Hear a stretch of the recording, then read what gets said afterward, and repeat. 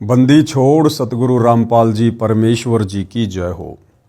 परमपिता परमात्मा सारी सृष्टि के रचनहार, कुल मालिक, असंख्य ब्रह्मांडों के स्वामी, जगत गुरु, तीनों लोकों में प्रवेश करके सबका धारण पोषण करने वाले, राजाधिराज, आत्माधार, नाथों के नाथ, देवों के देव, महादेव, सर्वेश्वर, महेश्वर, मृत्युंजय, अजरो अमर, आदि अनादि, सनातनी प्रभु, जगत पिता जगदीश्वर, श्री श्री 1008 की उपाधि के वास्तविक अधिकारी, अकाल मूर्त, शब्द स्वरूपी राम, वासुदेव, सर्वगतम ब्रह्म, परम पूज्य, प्रथम पूज्य, परम संत, परम पुरुष, परम धनी, परम दयालु, सत्य कबीर, हक्का कबीर, अल्लाहु कबीर, अल्लाहु अकबर, बाखबर, अल्लाह ताला, जगत के तारणहार, जगत के मुक्तिदाता, जगत के जगन्नाथ, हारे के सहारे, हिंदुओं के राम, मुसलमानों के अल्लाह, सिखों के वाहिगुरु, ईसाइयों के मसीह, दया के सागर दयानिधि,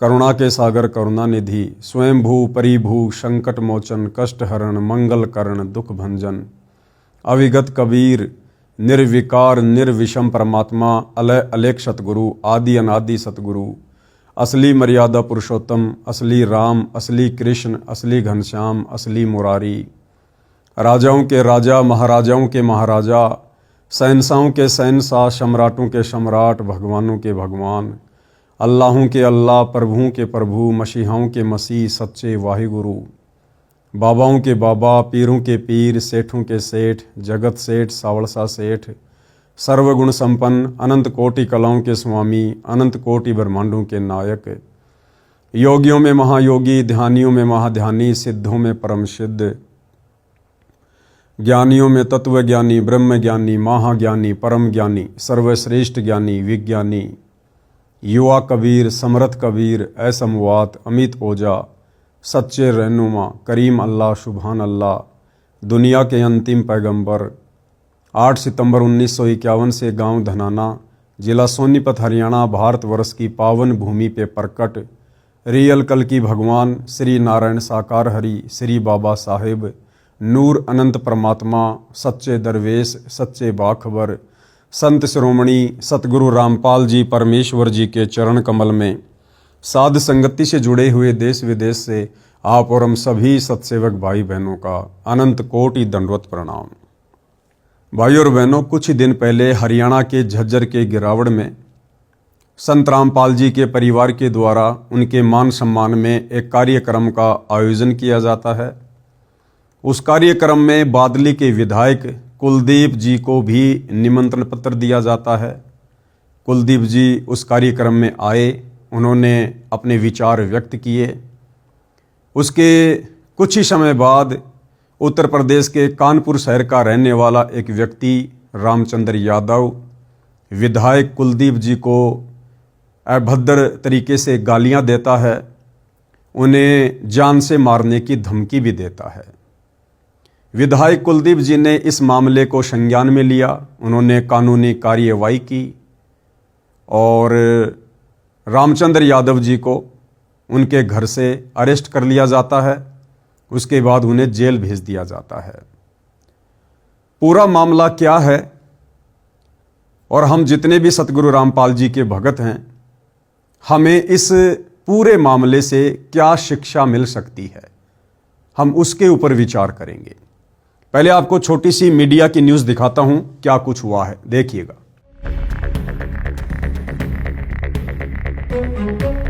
बादली से कांग्रेस विधायक कुलदीप वत्स को जान से मारने की धमकी देने के मामले में पुलिस ने आरोपी को उत्तर प्रदेश के कानपुर से गिरफ्तार कर लिया है। आरोपी की पहचान रामचंद्र यादव के रूप में हुई है, जिसके खिलाफ दिल्ली और उत्तर प्रदेश में पहले से ही कई आपराधिक मामले दर्ज हैं। गौर करने वाली बात ये है कि आरोपी ने खुद को संत रामपाल का अनुयायी बताया है। वहीं आरोपी की गिरफ्तारी के बाद एसीपी क्राइम झज्जर प्रदीप नैन ने बताया कि 12 जनवरी को आरोपी रामचंद्र यादव ने कांग्रेस विधायक कुलदीप वत्स को फोन कर अभद्र भाषा का प्रयोग करते हुए जान से मारने की धमकी दी थी। इस घटना के बाद विधायक कुलदीप वत्स की शिकायत पर थाना सदर झज्जर में आरोपी के खिलाफ मामला दर्ज किया गया। पुलिस जांच में सामने आया है कि 11 जनवरी को झज्जर जिले के गांव गिरावड़ में संत रामपाल के अनुयायियों द्वारा किसान एवं मजदूरों की सहायता के उद्देश्य से आयोजित संत रामपाल सम्मान समारोह में कांग्रेस विधायक कुलदीप वत्स शामिल हुए थे।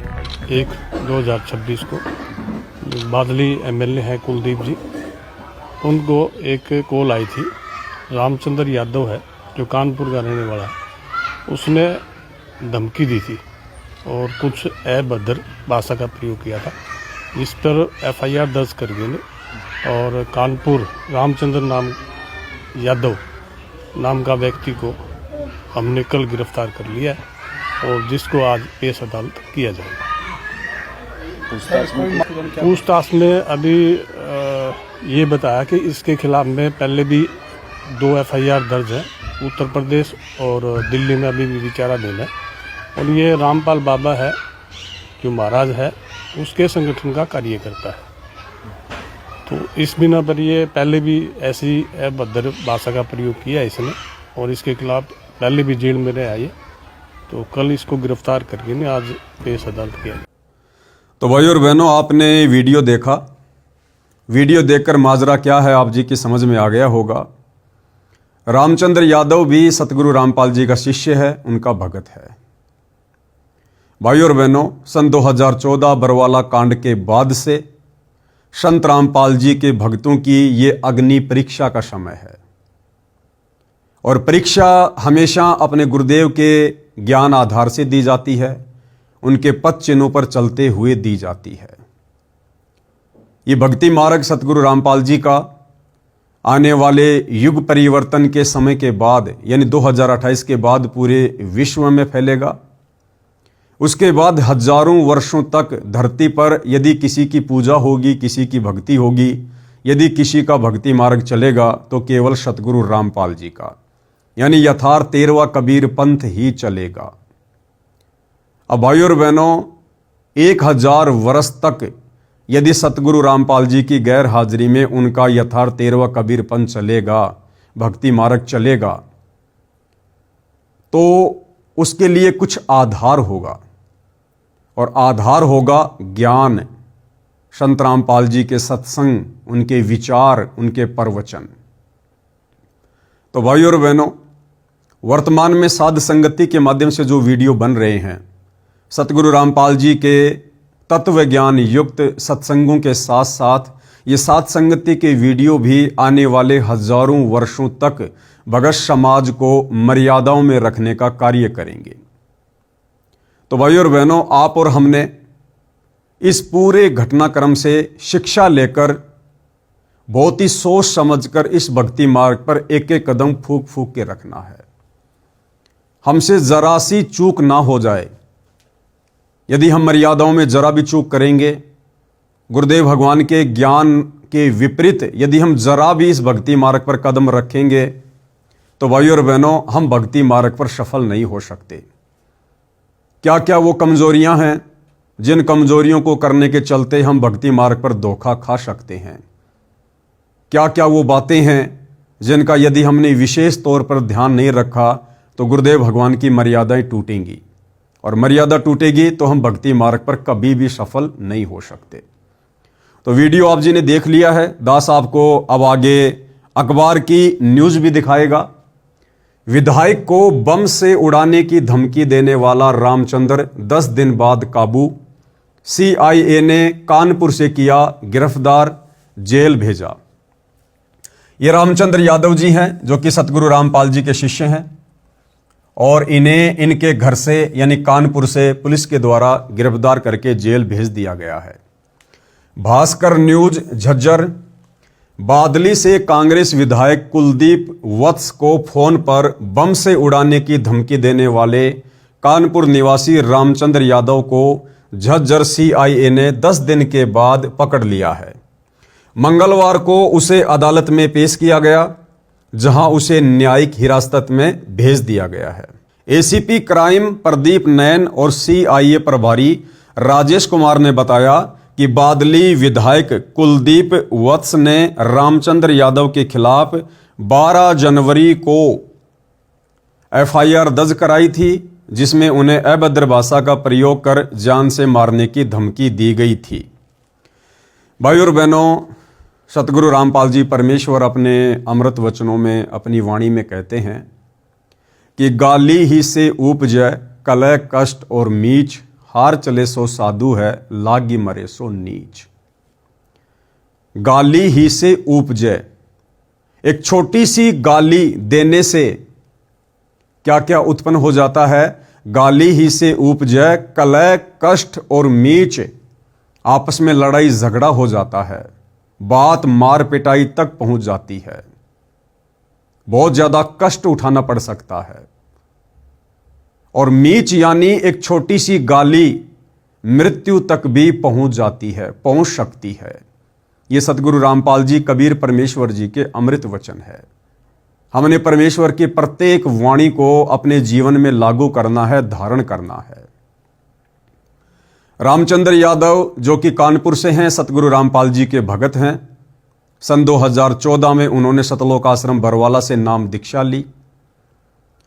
2014 बरवाला कांड के बाद जैसे जैसे बरवाला कांड के खुलासे होने लगे और जैसे जैसे भगत समाज के सामने इस प्रकार की बातें आने लगी कि सन 2014 बरवाला कांड में संत रामपाल जी का किसी भी प्रकार से कोई रोल नहीं है, उनका कोई हाथ नहीं था। ना ही तो भक्तों को कमांडो बनाने में, ना ही जजों को भड़काने में, ना ही जजों के खिलाफ पुस्तकें लिखने में। ये सारा का सारा मामला संत रामपाल जी के कलयुगी परिवार के द्वारा, सतलोक आश्रम मैनेजमेंट कमेटी के कुछ लोगों के द्वारा एक षड्यंत्र के तहत रचा गया था। काल प्रेरणा से दुनिया अभी भक्ति मार्ग से अनजान है, अनभिज्ञ है। काल कौन है, काल प्रेरणा क्या है, ये क्यों होता है, कैसे होता है, दुनिया उस समय जानेगी जब सतगुरु रामपाल जी के सत्संग सुनेगी, इस भक्ति मार्ग पर कदम रखेगी, सृष्टि रचना को सुनेगी, पढ़ेगी, समझेगी, तब पता चलेगा काल कौन है और काल की प्रेरणा से क्या क्या कुकर्म वर्तमान में इस देश और दुनिया में हो रहे हैं। तो रामचंद्र यादव जी ने अपने गुरुदेव भगवान की शिक्षाओं को दरकिनार करते हुए, उनकी मर्यादाओं को तोड़ते हुए बादली के विधायक कुलदीप जी को मां बहन की अभद्र गालियां दी, उनको बम से उड़ाने की धमकी दी और जान से मारने की धमकी दी। देखो भाई और बहनों, विधायक चाहे कांग्रेस सरकार का हो, चाहे बीजेपी सरकार का हो, मंत्री, मुख्यमंत्री चाहे किसी भी पार्टी का क्यों ना हो, ये लोग जनप्रतिनिधि होते हैं। ये लोग अध्यात्म और भक्ति मार्ग से कोसों दूर होते हैं। मान बढ़ाई और अहंकार इन लोगों के नाक के ऊपर होता है। और जनप्रतिनिधि का ये कार्य होता है कि जहां भी कोई समागम हो, कोई समारोह हो, कोई आयोजन हो, कोई कार्यक्रम हो, वहां उनको बुलाया जाए।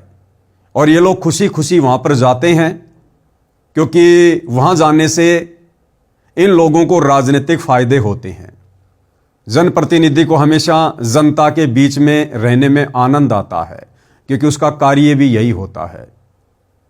और ये जो झज्जर की गिरावट का कार्यक्रम था, ये कुलदीप जी के क्षेत्र के अंतर्गत ही आता है, इसलिए उनको बुलाया गया और वो वहां उस कार्यक्रम में गए। और जो भी बातें, जैसा भी उनको ज्ञान था अध्यात्म के विषय में, संत रामपाल जी के विषय में, उन्होंने वो बातें वहां पर रख दी। उन बातों को लेकर रामचंद्र यादव जी ने उनको फ़ोन किया और लगभग 11 मिनट तक, जैसा कि बताया गया है, माँ बहन की अभद्र गालियां दी और बम से उड़ाने की धमकी दी। देखो भाई और बहनों, कुलदीप जी का इसमें किसी भी प्रकार से कोई दोष नहीं है।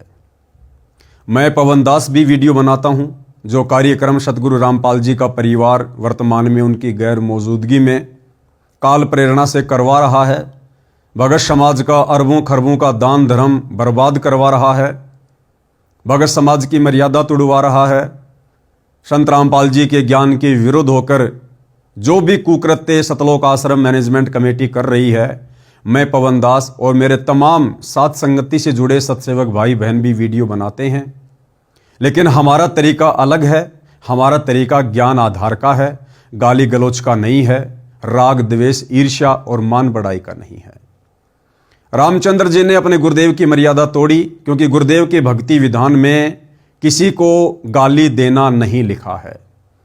गुरुदेव अपनी वाणी में कहते हैं कि गाली ही से उपजय कलह कष्ट और मीच, भाई हार चले सो साधु है और लागी मरे सो नीच। भगत किसी को गाली दे ये तो बहुत दूर की बात है। यदि भगत को कोई गाली देता है बेवजह तो भगत ने उसके प्रति उत्तर में उसको कुछ नहीं कहना है, कोई गाली नहीं देनी है, कुछ भी अपशब्द नहीं कहना है। भगत ने अपनी हारी लिख देनी है कि हरिजन तो हारा भला और जीतन दे संसार, हारा तो हरि सो मिले और जीता यम की लार। गुरुदेव भगवान हमें आगे शिक्षा देते हैं कि जो तोकू काटा बोवे वाको बोतू फूल, तोहे फूल के फूल हैं वाको हैं त्रिशूल। एक भगत के क्या लक्षण हैं, एक भगत का कैसा स्वभाव होता है, एक भगत का कैसा आचार विचार व्यवहार होता है, ये संत रामपाल जी का शिष्य होने के बावजूद रामचंद्र जी ने नहीं दर्शाया। जबकि विधायक कुलदीप जी ने रामचंद्र जी को, जैसा कि सूत्र बताते हैं, विधायक जी ने रामचंद्र जी को प्रति उत्तर में ऐसी मां बहन की कोई भी गाली नहीं दी। तो भाइयों और बहनों, संत रामपाल जी का भगत होने के बावजूद रामचंद्र यादव जी ने मर्यादा तोड़ी, परमेश्वर की वाणियों को लांघा, उल्लंघना की, अपनी मर्यादा तोड़ी। और उधर एक व्यक्ति जो संत रामपाल जी का भगत भी नहीं है, जनप्रतिनिधि है, उन्होंने फिर भी एक सभ्य व्यक्ति की भूमिका निभाते हुए और उन्होंने रामचंद्र जी को समझाने का प्रयास किया। लेकिन जिस प्रकार से उनको धमकी दी गई बम से उड़ाने की, जान से मारने की, भाई और बहनों डर सबको लगता है। इससे पहले भी रामचंद्र जी हरियाणा में काफ़ी लोगों को, काफ़ी नेताओं को इस प्रकार की अभद्र गालियां दे चुका है।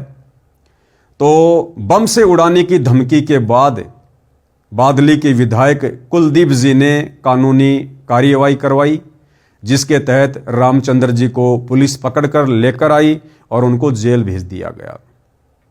तो कहने का मतलब भाई और बहनों, इस परीक्षा के समय में, अग्नि परीक्षा के समय में, इस रामचंद्र यादव के प्रकरण से आप और हमने शिक्षा लेनी है। ये परमात्मा, ये कबीर देव सतगुरु रामपाल जी भगवान, ये किसी का सगा नहीं है। काल और कबीर परमेश्वर जी का तपतशिला पर जो एग्रीमेंट हुआ था वो शायद हम भाई बहन भूल जाते हैं। काल ने कबीर परमेश्वर जी से कहा था कि हे परमेश्वर, आप नीचे जाओगे, आत्माओं को मेरे विषय में बताओगे, अपना तत्व ज्ञान समझाओगे और आत्माओं को सतलोक लेकर जाओगे। लेकिन परमेश्वर, मेरी एक प्रार्थना है, आप जबरदस्ती किसी के साथ ना करना। आप नीचे जाकर सत्संग सुनाना, अपना ज्ञान बताना, अपनी मर्यादा बताना कि एक भगत किन किन मर्यादाओं में रहकर कैसे अपने गुरुदेव के वचन में रहकर पूर्ण मोक्ष प्राप्त कर सकता है। और एक भगत ने यदि मर्यादा तोड़ी, गुरु के वचन को तोड़ा, तो वो यही काल के लोक में धक्के खाएगा। तो परमेश्वर ने काल के इस वचन को, इस प्रार्थना को स्वीकार किया और परमेश्वर ने कहा कि ऐसा ही होगा। जो मेरे ज्ञान में रहेगा, जो मेरे वचन में रहेगा, जो मेरी मर्यादाओं को मानेगा, मैं केवल उसी को सतलोक लेकर जाऊंगा। तो यहां पर रामचंद्र जी ने एमएलए कुलदीप जी को मां बहन की गालियां निकालकर परमेश्वर जी का अमर विधान तोड़ा है। और भाइयों और बहनों, जैसे ही रामचंद्र जी ने परमेश्वर के विधान को तोड़ा, तुरंत उनके ऊपर काल ने एक्शन लिया और उनको जेल में डलवा दिया। हालांकि ये बात अलग है कि रामचंद्र जी जेल में 10 दिन रहेंगे, 15 दिन रहेंगे, 1 महीने रहेंगे या 6 महीने रहेंगे, ये उस मुकदमे के ऊपर है और रामचंद्र जी के व्यवहार के ऊपर है। वो विधायक से माफ़ी मांगते हैं या नहीं मांगते हैं, इस मामले को सुलझाने में रामचंद्र जी की और विधायक की आपस में क्या सहमति होगी, ये बाद की बातें हैं, ये कानूनी मैटर है। आप और हम भाई बहनों ने जो शिक्षा लेनी है वो ये है कि आप और हमने शौपन में भी सतगुरु रामपाल जी परमेश्वर जी की मर्यादाओं को नहीं तोड़ना है। ये हमारी अग्नि परीक्षा का समय है। यदि हमने परमेश्वर की मर्यादाओं को तोड़ा, गुरु वचन को तोड़ा, तो इस समय भाई और बहनों ये काल अपने 1000 हाथ और 1000 मुख खोल कर खड़ा हुआ है। काल कसाई तक तक मारे, पग पग पे यो बाणा। आप और हमने ज्ञान आधार के साथ साथ बुद्धि विवेक से भी काम लेना है। भक्ति मार्ग में संत रामपाल जी के सुयोग्य भगत होने के साथ साथ हम एक अच्छे सामाजिक व्यक्ति भी हैं। हमने समाज में एक अच्छे नागरिक की तरह रहना है, व्यवहार करना है, क्योंकि समाज हमें हर प्रकार से देख रहा है, जांच रहा है। यदि सतगुरु रामपाल जी के नाम की छाप लगवाने के बाद, उनसे उपदेश लेने के बाद यदि हमने अपने गुरुदेव भगवान की किसी भी प्रकार से बदनामी करवाई, क्योंकि आप और हमें कोई नहीं जानता संत रामपाल जी का वो भगत जो मर्यादा में रहकर भक्ति करता है, उसकी पहचान उसके आसपास के क्षेत्र में, उसके समाज में, उसके गांव में, उसकी रिश्तेदारियों में ऑटोमेटिक हो जाती है। उसके बाद अगर संत रामपाल जी का भगत कोई भी गलती करता है, कोई भी सामाजिक या आध्यात्मिक मर्यादा तोड़ता है, तो उसके बाद बदनामी उस भगत की नहीं होती है, बदनामी सीधे सीधे संत रामपाल जी की होती है। और अपने गुरु की बदनामी का कारण बनकर, गुरु निंदा का कारण बनकर वो भगत फिर परमात्मा का दोषी बनता है, मोक्ष से भी वंचित रह जाता है। तो सबसे पहली शिक्षा आप और हमने वर्तमान में अग्नि परीक्षा के समय में अपने गुरुदेव भगवान की प्रत्येक मर्यादाओं को जान पर खेल कर निभाना है। बहुत सारी परीक्षा गुरुदेव भगवान जबरदस्ती लेगा। जानबूझ के सतगुरु रामपाल जी भगवान हम भक्तों के सामने इस अग्नि परीक्षा के समय ऐसी ऐसी परिस्थितियां पैदा करेंगे जो हमें सोचने पर मजबूर कर देंगी, हमें धर्म संकट में डाल देंगी। जिस प्रकार सेऊ, सम्मन और नेकी की परीक्षा लेने के लिए परमात्मा जी ने ऐसी परिस्थितियां प्रकट कर दी, उस दिन नेकी को और सम्मन को किसी ने 2 किलो आटा भी उधार नहीं दिया। क्या ऐसा संभव है? इतने बड़े नगर में, इतने बड़े गांव में कोई व्यक्ति 2 किलो आटा उधार भी ना दे? अवश्य देते, लेकिन परमेश्वर ने उस दिन उन आत्माओं की परीक्षा लेनी थी, इसलिए परमात्मा ने सभी नगरवासियों में प्रेरणा कर दी और किसी ने भी उधार आटा नहीं दिया, क्योंकि परमेश्वर ने अपनी आत्माओं के भाव देखने थे, उनकी श्रद्धा देखनी थी, उनके ज्ञान आधार को चेक करना था, उनके बुद्धि विवेक को परमात्मा ने परखना था। तो इसी प्रकार भाई और बहनों, रामचंद्र यादव की भी ये एक परीक्षा थी। अब रामचंद्र यादव ने गाली देना लोगों को शुरू क्यों किया, यह भी एक बहुत बड़ा सवाल है कि संत रामपाल जी का भगत तो कभी किसी को गालियां नहीं देता है। संत रामपाल जी का भक्ति विधान तो कहता है कि जो तोकू काटा बोवे वाको बोतू फूल, तो ये फूल के फूल हैं वाको हैं त्रिशूल। फिर रामचंद्र यादव के अंदर ये गाली देने की गंदी प्रवृत्ति कैसे पैदा हुई, क्यों पैदा हुई, कहां से पैदा हुई?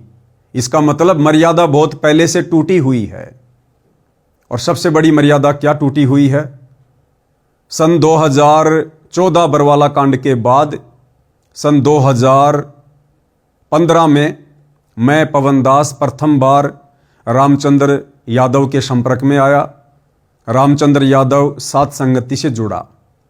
दास ने रामचंद्र यादव को बरवाला कांड के विषय में बताया, समझाया, जितना मुझे उस समय याद था। रामचंद्र यादव को भी लगा कि वास्तव में संत रामपाल जी का परिवार, सतलोक आश्रम कमेटी संत रामपाल जी के साथ बहुत बुरा कर रही है, उन्हें एक आम व्यक्ति की तरह ट्रीट कर रही है, अपने गुरु को मानुष मानकर उनके साथ इस प्रकार से व्यवहार कर रही है, जैसा कि उन्होंने बरवाला कांड में किया और बरवाला कांड के बाद उन्होंने भगत समाज से मर्यादा तुड़वा कर किया। तो रामचंद्र यादव को भी लगा कि मुझे भी सात संगति से जुड़कर बरवाला कांड की सच्चाई को भगत समाज में और जन जन तक पहुंचाना चाहिए। तो सन 2015 में रामचंद्र यादव सात संगति से जुड़ता है और 2020 तक रामचंद्र यादव सात संगति से जुड़ा रहता है। अपनी बहुत ही अच्छी और अहम भूमिका वो सात संगति में निभाता है। लेकिन 2020 में जब मैंने मेरठ में एक छोटा सा वीडियो बनाया था कोरोना को लेकर, उसके बाद रामचंद्र यादव सात संगति से दूर हो जाता है, सात संगति से हट जाता है, अपने खुद की सोच के चलते, अपने खुद के विचारों के चलते। और उसके बाद से वो लगातार साध संगति का जो साध संगति सतगुरु रामपाल जी परमेश्वर जी का यथार्थ भक्ति मार्ग है, उनका 13वां कबीर पंथ है। यानी साध संगति से जुड़कर ही आप एक नेक, योग्य, सुयोग्य और शतलोक के लिए अधिकारी भगत बन सकते हैं। साध संगति से जुड़कर ही आप अपने गुरु को परमात्मा के रूप में हृदय से, आत्मा से स्वीकार कर सकते हैं, अन्यथा नहीं।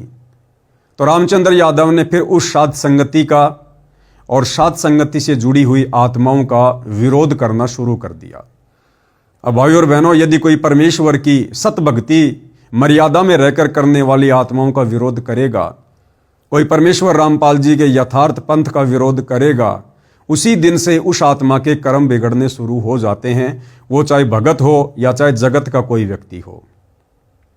तो धीरे धीरे रामचंद्र जी के कर्म बिगड़ने शुरू हुए।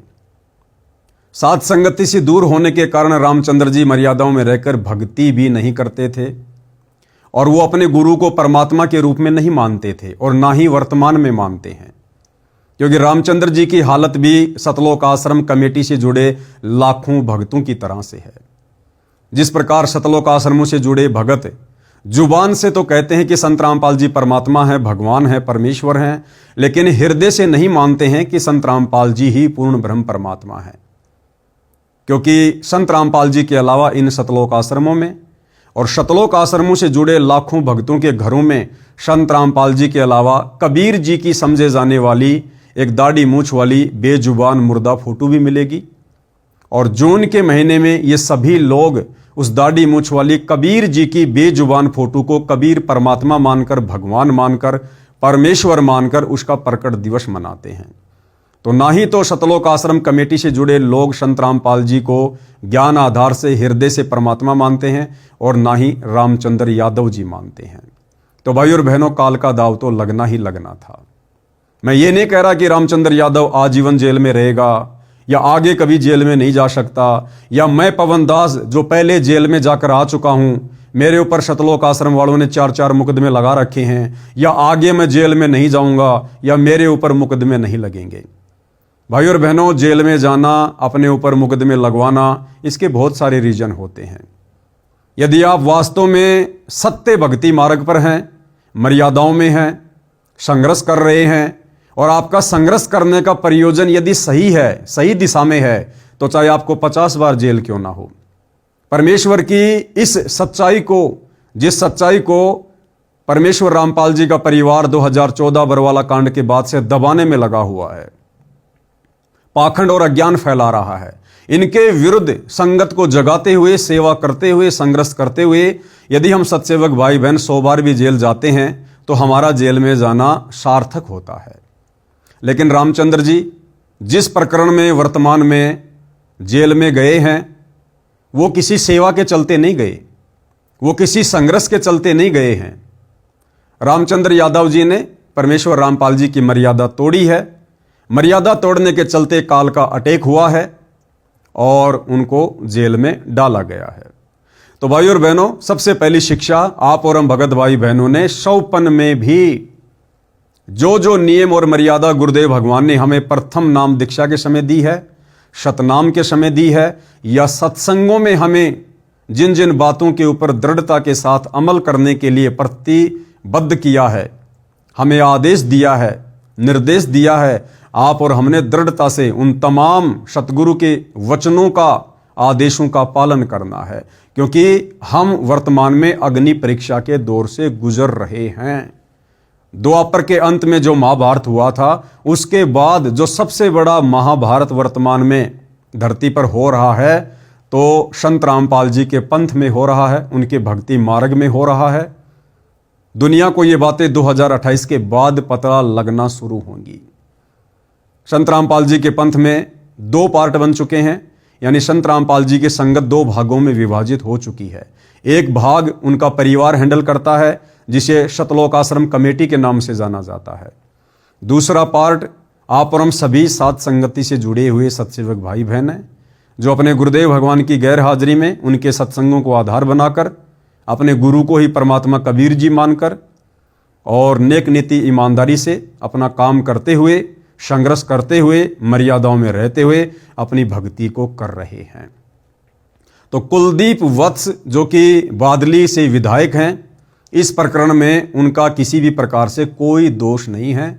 वो एक जनप्रतिनिधि है और जहां उनको बुलाया जाएगा किसी भी कार्यक्रम में और जैसा वे उचित समझेंगे वो वहां जाएंगे, वो अपने कुछ भी विचार व्यक्त करेंगे।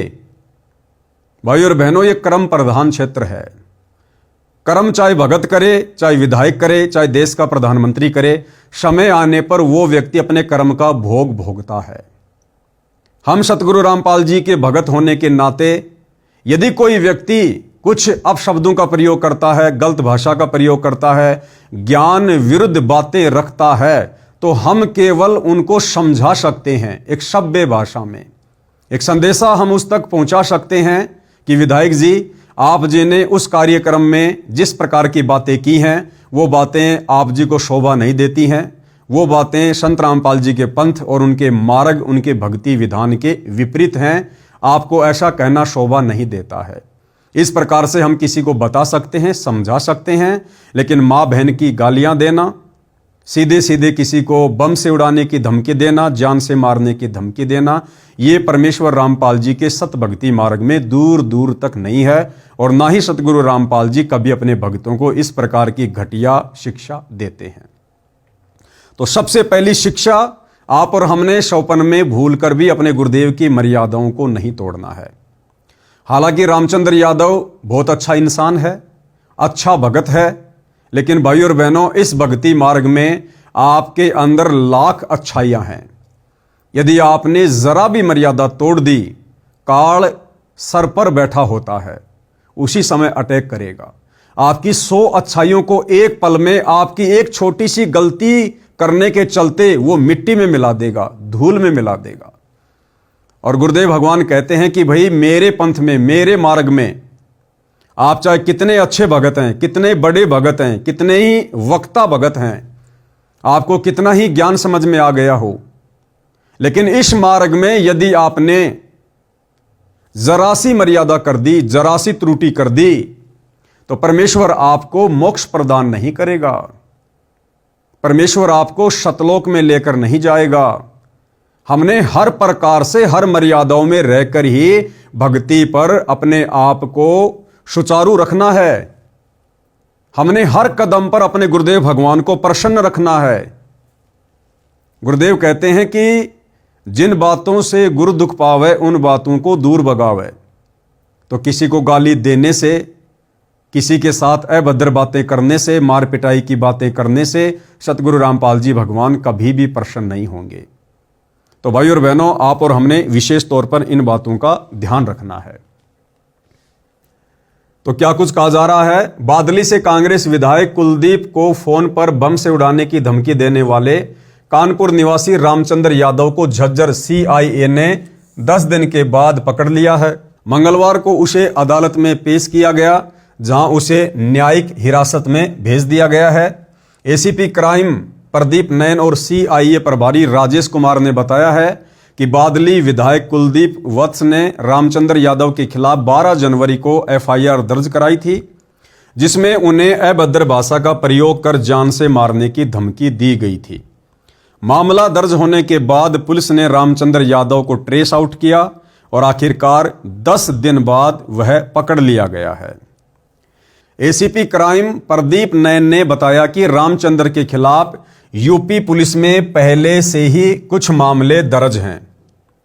अब यूपी पुलिस में क्या मामले दर्ज हैं, कैसे मामले दर्ज हैं, किन बातों को लेकर मामले दर्ज हैं, मुझदास को इसकी विशेष जानकारी नहीं है।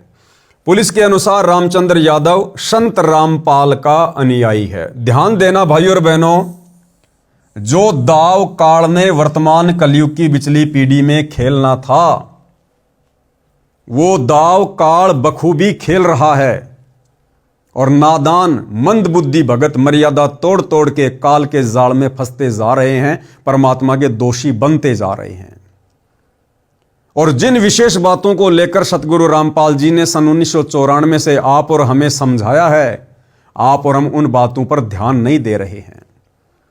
भाई और बहनों, गुरुदेव भगवान हमें बार बार बताते हैं कि पुण्यात्माओं, ये कलयुग की बिचली पीढ़ी है, मोक्ष का प्राइम टाइम है और इस समय काल और दयाल ये दो शक्तियां हैं।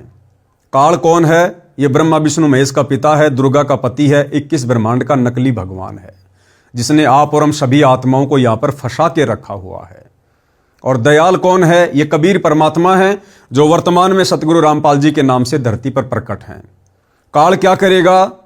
काल पूरी कोशिश करेगा कि हम मर्यादाओं में रहकर भक्ति ना करें, हम किसी भी पॉइंट पर सतगुरु को नाराज कर दें, हम सतगुरु के दिल से नीचे गिर जाएं, नीचे उतर जाएं। क्योंकि परमेश्वर जी की वाणी है, जो काल को भली भांति पता है कि सतगुरु के दिल से उतरे वो शब्द बिहू ना होए, उसको काल घसीट ही राख सके ना कोई।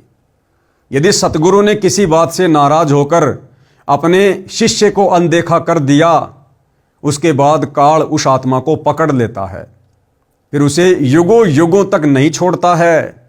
कभी लक 84 में जाएगा या तरह तरह के कष्ट भोगेगा। तो भाई और बहनों, जितना प्रयास वर्तमान समय में, इस भक्ति युग के समय में आत्माओं को यहीं पर फंसाए रखने के लिए, अपने जाल में बांधे रखने के लिए ये काल कर रहा है, उतना ही प्रयास सतगुरु रामपाल जी, ये दयाल, ये कबीर भगवान हम आत्माओं को अपना सत ज्ञान दे दे के, सत्संग कर करके, तत्व ज्ञान दे दे के, सृष्टि रचना सुना सुना के आप और हमें काल के जाल से बचाने के लाखों तरीके बता रहा है, समाधान बता रहा है। लेकिन हम मंद बुद्धि अपने गुरुदेव की बातों को हल्के में ले लेते हैं और हम हर बार काल को जिता देते हैं। तो यहां पर भी ऐसा ही हुआ भाई और बहनों, जो काल ने करवाना था वो काल ने करवा दिया। काल अपने षड्यंत्र में रामचंद्र यादव को लेकर सफल हुआ। क्या षड्यंत्र? काल चाहता है परम संत की बदनामी। काल चाहता है कि मैं इस परम संत को इतना बदनाम कर दूं, इतना बदनाम करवा दूं कि कोई व्यक्ति उसके सत्संग सुनना पसंद ना करे, उसके विचार सुनना पसंद ना करे, उसके नाम से भी लोगों को नफरत हो जाए, उसके भक्तों से भी लोगों को नफरत हो जाए। तो यह षड्यंत्र था काल का, जो इस काल ने फैलाया और रामचंद्र यादव एक मछली की भांति उस जाल में फंस गया। क्या लिखा जा रहा भाइयों और बहनों, ध्यान देना। पुलिस के अनुसार रामचंद्र यादव संत रामपाल का अनुयायी है। वह क्षेत्र में प्रभाव रखने वाले लोगों को धमकाता है। रामचंद्र यादव कौन है? संत रामपाल का अनुयायी। भाइयों और बहनों, रामचंद्र यादव को कोई नहीं जानता। रामचंद्र यादव का इस प्रकरण में कुछ नहीं बिगड़ेगा। बादली के विधायक उस कुलदीप का इस मैटर में कुछ नहीं बिगड़ेगा। कुलदीप विधायक को तो उल्टा फायदा हो गया। उसने रामचंद्र यादव के खिलाफ एफआईआर करवाई और हरियाणा सरकार से सिक्योरिटी मांगी, तो कुलदीप विधायक को तो सिक्योरिटी मिल गई। कुलदीप विधायक के लिए तो उल्टा अच्छा हो गया। तो ना ही तो कुलदीप विधायक का कुछ बिगड़ा इस मामले में, इस मैटर में। उसकी तो उस क्षेत्र में वाहवाही हो गई कि रामचंद्र यादव ने दर्जनों लोगों को गालियां दी। ऐसे बड़े बड़े लोग जो कुलदीप विधायक से भी राजनीति में ऊंचे ऊंचे उन पदों पे हैं, लेकिन किसी ने भी हिम्मत नहीं की। लेकिन कुलदीप जी ने हिम्मत दिखाई। उनके साहस की दाद देनी पड़ेगी। एक प्रकार से कुलदीप जी का चेहरा उस क्षेत्र में चमक गया कि विधायक कुलदीप किसी भी प्रकार से गलत चीजों को बर्दाश्त नहीं करता है। तो कुलदीप जी का कुछ नहीं बिगड़ा, रामचंद्र यादव का भी कुछ नहीं बिगड़ा, क्योंकि जिनकी मर्यादा पहले से खंडित होती है उनका पहले से बिगड़ा हुआ होता है।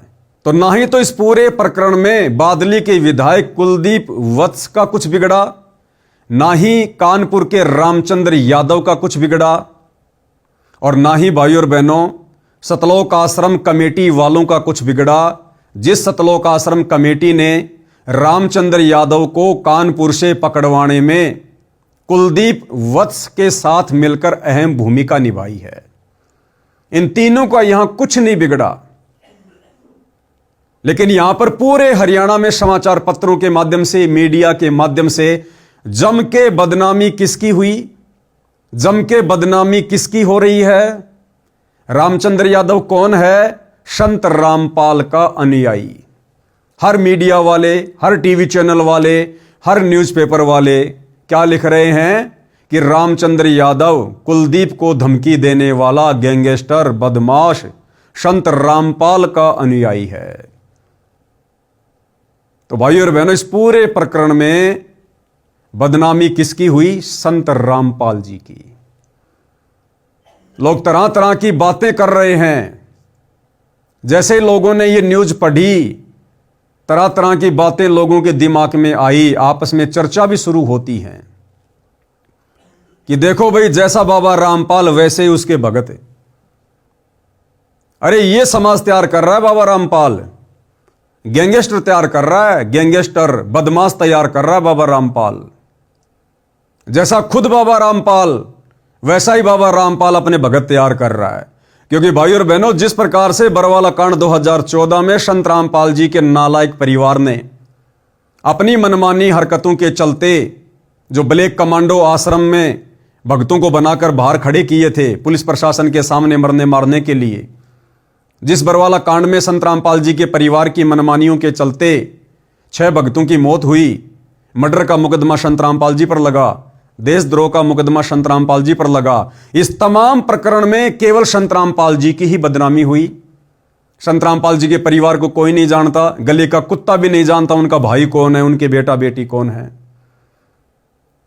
बदनामी बरवाला कांड के प्रकरण में संत रामपाल जी की, क्योंकि आश्रम किसका? संत रामपाल जी का। भगत किसके? संत रामपाल जी के।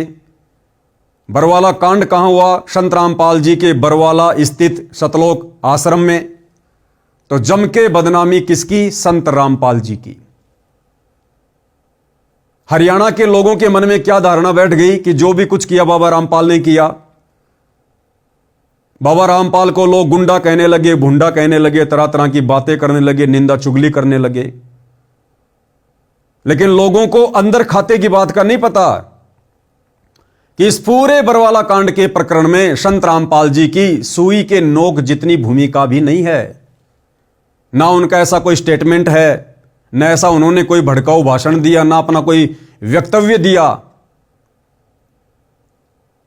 यहां तक कि बरवाला कांड के बाद संत रामपाल जी ने मीडिया को साफ साफ शब्दों में कहा, जब मीडिया वालों ने संत रामपाल जी से सवाल किया कि आश्रम के बाहर आपके इतने गुंडे खड़े हुए थे, आप अपने आप को संत कहते हैं, तो संत रामपाल जी ने साफ साफ शब्दों में कहा कि वो मेरे नहीं थे, कि भैया जिन भक्तों को काले काले कपड़े पहनाकर हाथों में डंडे पत्थर बंदूकें देखकर जो बाहर कमांडो बनाकर खड़ा किया हुआ था, वो मेरे नहीं थे, राष्ट्रीय समाज सेवा समिति के थे। ये राष्ट्रीय समाज सेवा समिति क्या है? संत रामपाल जी के भाई ने, संत रामपाल जी के परिवार ने काल प्रेरणा से, क्योंकि जो व्यक्ति मर्यादा तोड़ देता है, गुरु के वचन को तोड़ देता है, गुरु को मानुष मानता है, फिर काल उसकी गर्दन मरोड़ता है, उसके सिर पर बैठता है, अपने हिसाब से उसको चलाता है।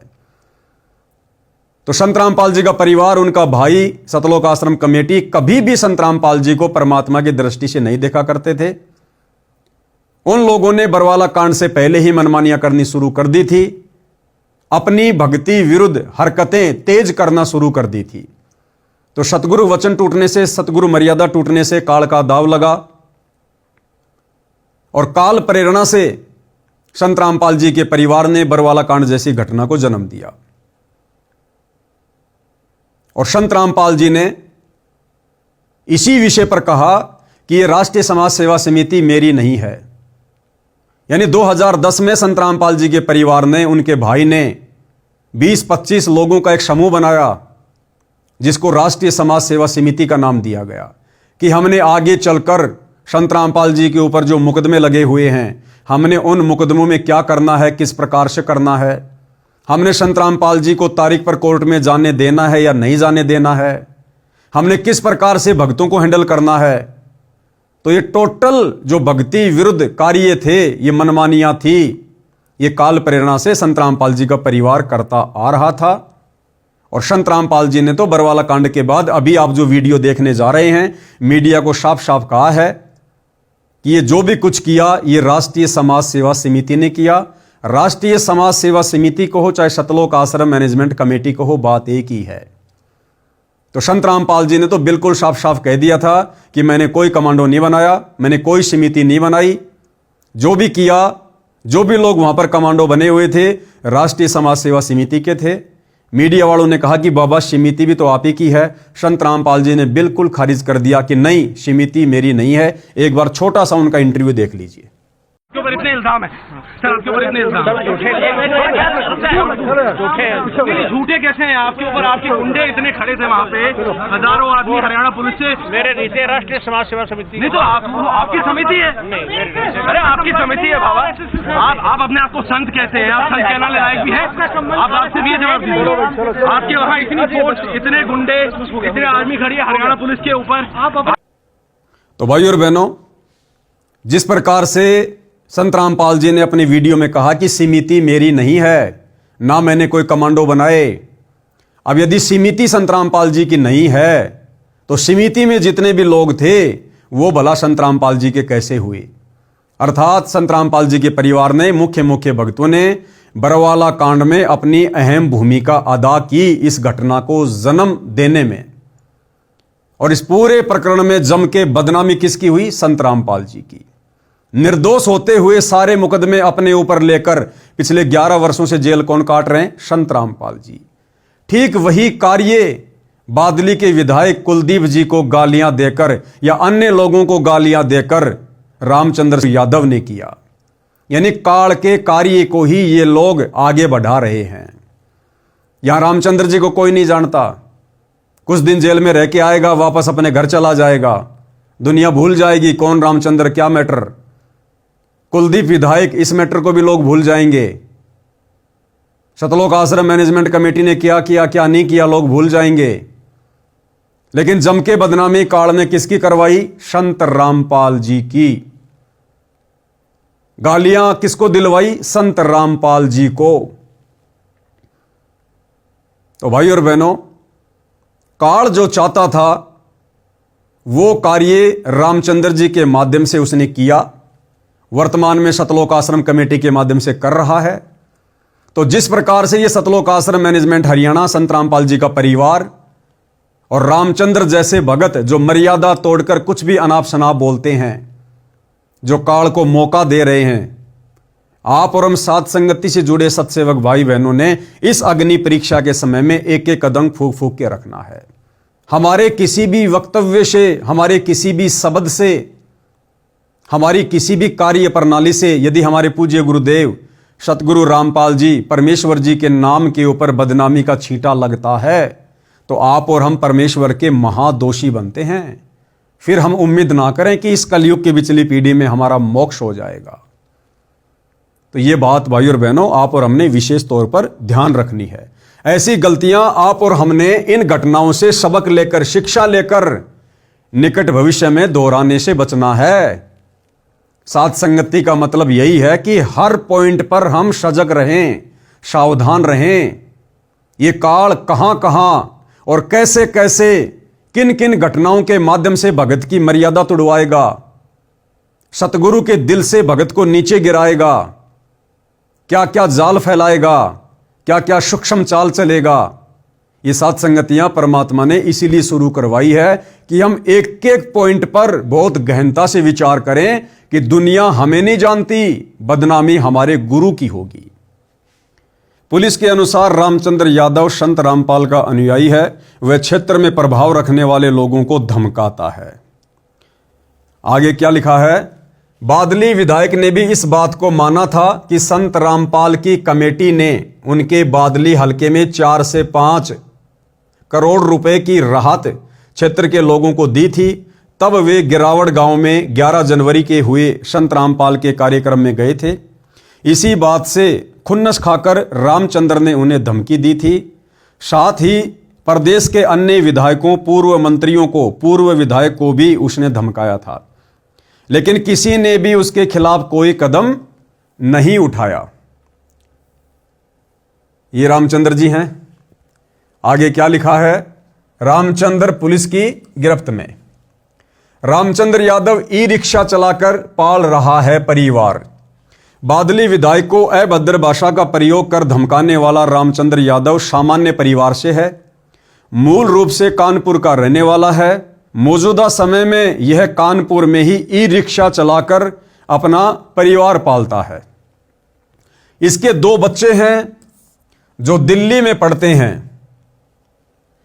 भाई और बहनों, शिक्षा लेनी है हमने। शिक्षा, दुनिया का मार्ग और भक्ति मार्ग, इस मार्ग में रात और दिन का अंतर होता है। दुनिया को अपने भविष्य का ज्ञान नहीं है, दुनिया को अध्यात्म का ज्ञान नहीं है, दुनिया को मोक्ष का ज्ञान नहीं है। दुनिया केवल दुनियादारी को ही जानती है, पहचानती है, समझती है कि यदि हमारे पास में पैसा होगा, 4 लोग हमें जानते होंगे, तो समाज में हमारी इज्जत होगी, अच्छे से रहेंगे, खाएंगे, पिएंगे। जिसके पास अच्छा पैसा है, बढ़िया प्रॉपर्टी है, बस वो इंसान समझो उसने अपने जीवन को सफल कर लिया। लेकिन भाई और बहनों, अध्यात्म के अनुसार जिस व्यक्ति के पास में शास्त्र अनुकूल सत भक्ति नहीं है, जिस व्यक्ति ने तत्वदर्शी संत को अपना गुरु धारण नहीं किया है, वो व्यक्ति चाहे देश का प्रधानमंत्री क्यों ना है, वो अपने जीवन को नरक बना रहा है, अपने भविष्य को नरक बना रहा है।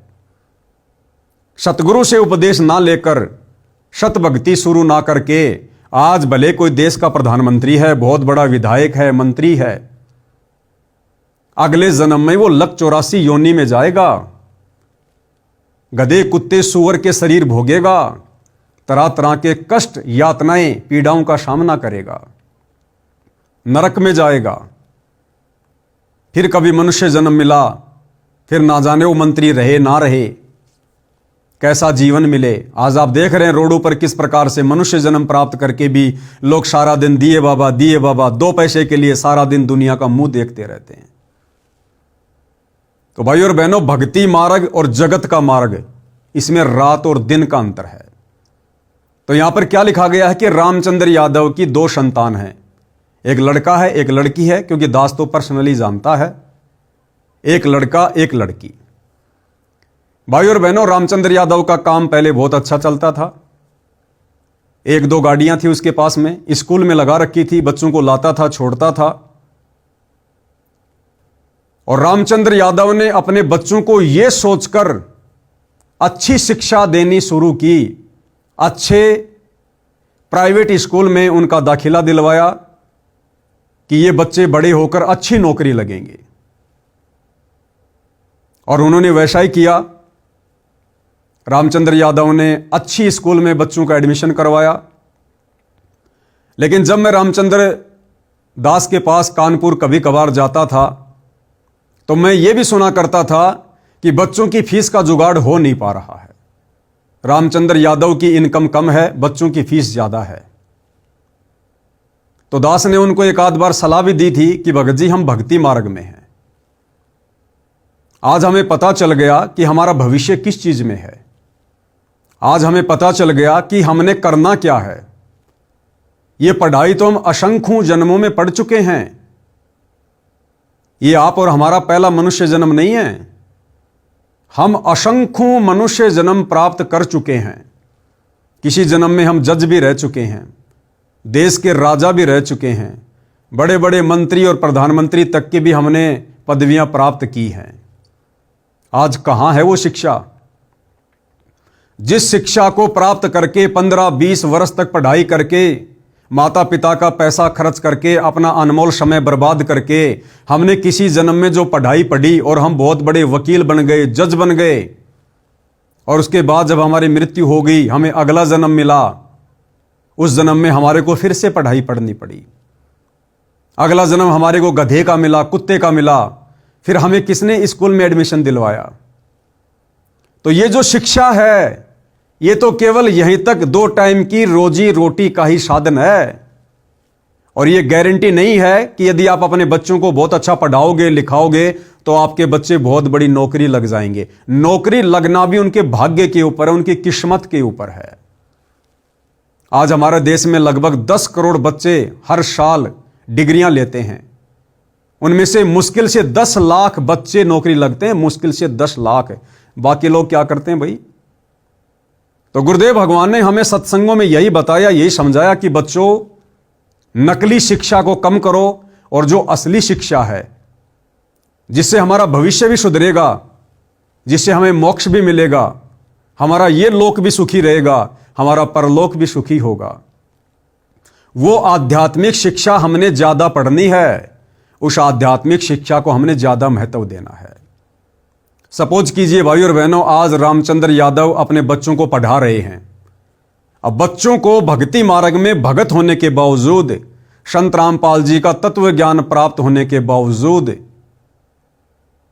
यदि रामचंद्र यादव अपने बच्चों को नौकरी के लिए पढ़ा रहा है, अब कानपुर से बच्चों को स्पेशल दिल्ली में पढ़ाना मकसद जाहिर है नौकरी का, तो भाई और बहनों, ये हमारे ज्ञान की कमी है। हमने अभी भक्ति मार्ग को समझा नहीं है। विचार करो, रामचंद्र यादव अपने बच्चे को दिल्ली में पढ़ा रहा है, साल का कई लाखों रुपया अपने दोनों बच्चों के ऊपर लगा रहा है। सोचिए भाई और बहनों, रामचंद्र यादव का बच्चा या मेरा बच्चा एज ए एग्जाम्पल दास दे रहा है। सोचिए रामचंद्र यादव का बच्चा कल को पढ़ लिख के और बहुत बड़ा कोई अधिकारी बन गया।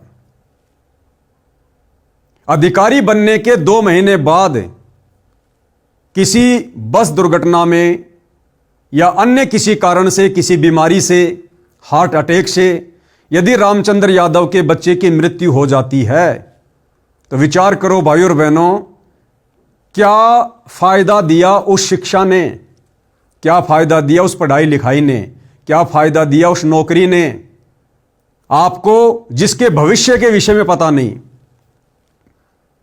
क्या वो नौकरी, क्या वो पढ़ाई आपके बच्चे के जीवन को बचा सकती थी? क्या बच्चे के जीवन को बचाया?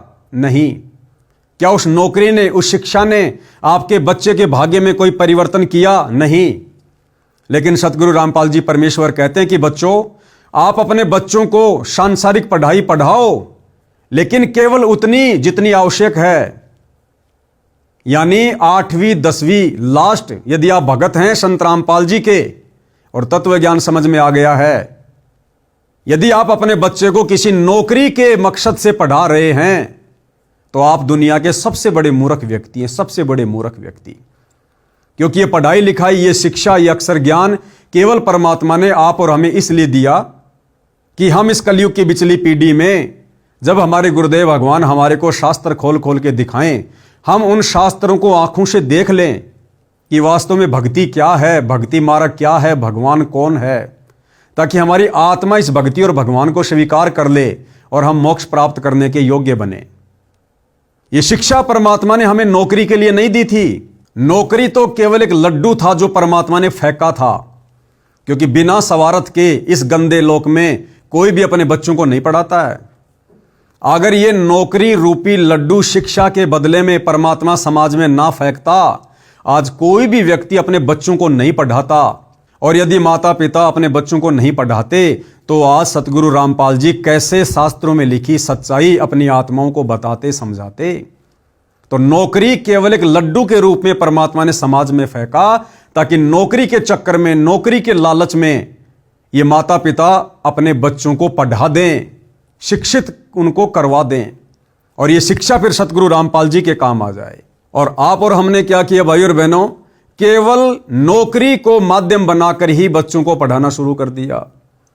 और दुनिया भर के सब्जेक्ट जो हमारे किसी मतलब के नहीं, बीरबल, अकबर, बाबर, हुमायूं, पानीपत की लड़ाई, फलानी लड़ाई, हमारे किसी मतलब की नहीं। आज वो टॉपिक हमारे किसी काम नहीं आ रहे हो। तो कहने का मतलब भाई और बहनों, यदि हम भगत हैं संत रामपाल जी के, तत्व ज्ञान समझ में आ रहा है, तो हमने अपने बच्चों को 8वीं 10वीं से ज्यादा नहीं पढ़ाना है। बच्चों को अक्षर ज्ञान हो जाए, थोड़ा बहुत व्यावहारिक ज्ञान हो जाए, बहुत है।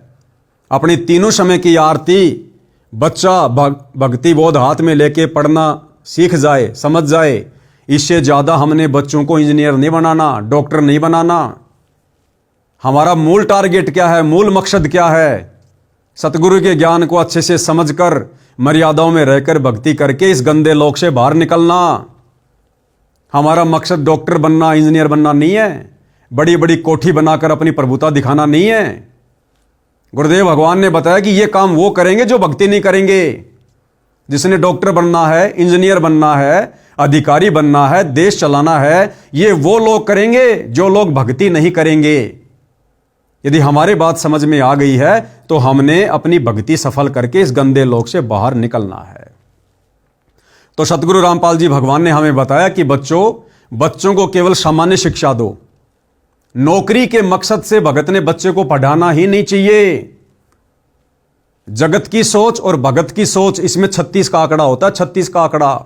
यदि कोई आम जगत का सामान्य व्यक्ति जो संत रामपाल जी के भक्ति विधान से, सत्संगों से अपरिचित है, यदि ये वीडियो देख रहा होगा तो वो यही सोचेगा कि पवनदास तो बड़ा मूर्ख किस्म का प्राणी है, शिक्षा के विरोध में है, नौकरी के विरोध में है। भैया हम शिक्षा के विरोध में नहीं है। संत रामपाल जी का भक्ति मार्ग और आप जैसे जगत वाले भाई बहनों की सोच, इसमें 36 का आंकड़ा है, 36 का आंकड़ा। जब तक आप संत रामपाल जी के सत्संग नहीं सुनोगे, भक्ति मार्ग से परिचित नहीं होगे, आप नहीं समझ पाओगे ये क्या खेल है, ये क्या मैटर है। हमने तो इस गंदे लोक से बाहर निकलना है। हम ठोकर मारते हैं प्रधानमंत्री की पोस्ट को, हम ठोकर मारते हैं डॉक्टर इंजीनियर की पोस्ट को। हम असंख्य मनुष्य जन्म प्राप्त करके डॉक्टर भी रह चुके हैं, इंजीनियर भी रह चुके हैं, प्रधानमंत्री भी रह चुके हैं, लेकिन हमारी गति नहीं हुई, हमारी दुर्गति हुई। क्योंकि परमात्मा की वाणी है, एक हरि की भक्ति बिन राजा गधा होए, माटी लदे कुमार की घास न डाले कोई। इस पृथ्वी का राजा तो छोड़िए, देवताओं का राजा इंद्र भी मरने के बाद में सीधा गधी की योनि में जाता, गधी की योनि में। तो क्या काम आई वो इंद्र की पदवी, वो राजा की पदवी, वो बड़ी बड़ी डिग्रियां हमारे। तो भाई और बहनों, आप और हमने इस पचड़े में बिल्कुल नहीं पढ़ना है। और यदि कोई व्यक्ति पढ़ रहा है और साथ में सतगुरु रामपाल जी का भगत है और मर्यादा में रहकर भक्ति कर रहा है, तो भाई और बहनों, इस मर्यादित भक्ति के कारण सतगुरु रामपाल जी, यदि भगत के भाग्य में मृत्यु होनी है, एक्सीडेंट होना है, परमात्मा उसको भी टाल देगा। तो बताओ कौन सी शिक्षा ज्यादा महत्वपूर्ण है, ये रोजी रोटी वाली, नौकरी पेशे वाली शिक्षा या सतगुरु रामपाल जी की भक्ति वाली आध्यात्मिक शिक्षा? तो आप और हमने तो सतगुरु रामपाल जी वाली आध्यात्मिक शिक्षा को ज्यादा महत्व देना है। अब रामचंद्र यादव के दोनों बच्चे या अन्य बहुत सारे भगत भाई बहन होंगे जो सतगुरु रामपाल जी के भक्ति मार्ग को अच्छे से ना समझकर अपने बच्चों को किताबी कीड़ा बना के रखे हैं। दिन रात उनको कहते हैं पढ़ो पढ़ो पढ़ो, अच्छे नंबर लाओ, नौकरी लगो, नौकरी लगो। अब विचार करो भाई और बहनों, हमने करवाना क्या चाहिए था बच्चों से, हम करवा क्या रहे हैं। ये लास्ट का समय चल रहा है। सतगुरु रामपाल जी ज्यादा दिन के मेहमान नहीं है इस पृथ्वी लोक में।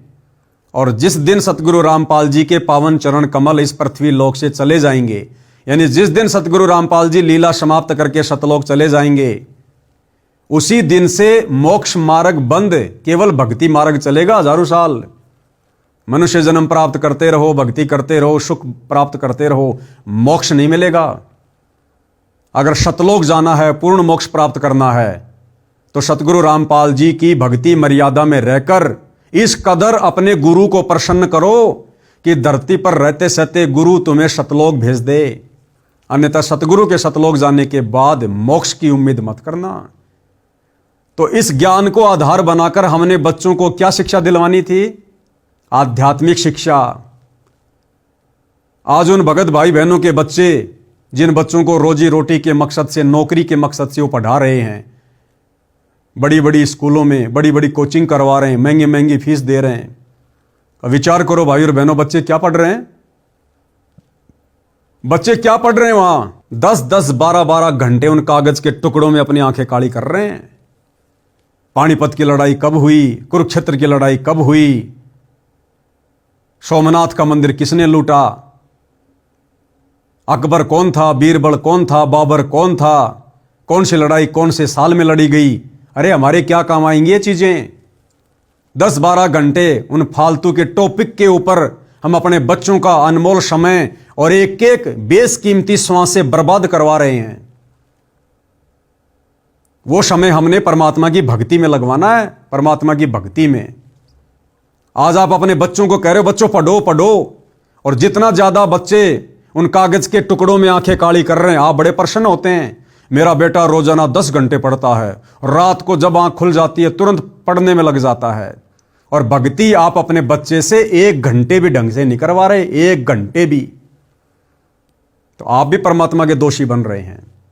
तो वही गलती यहां रामचंद्र जी ने की और हमने शिक्षा ये लेनी है भाई और बहनों, हमने ये गलती नहीं करनी है।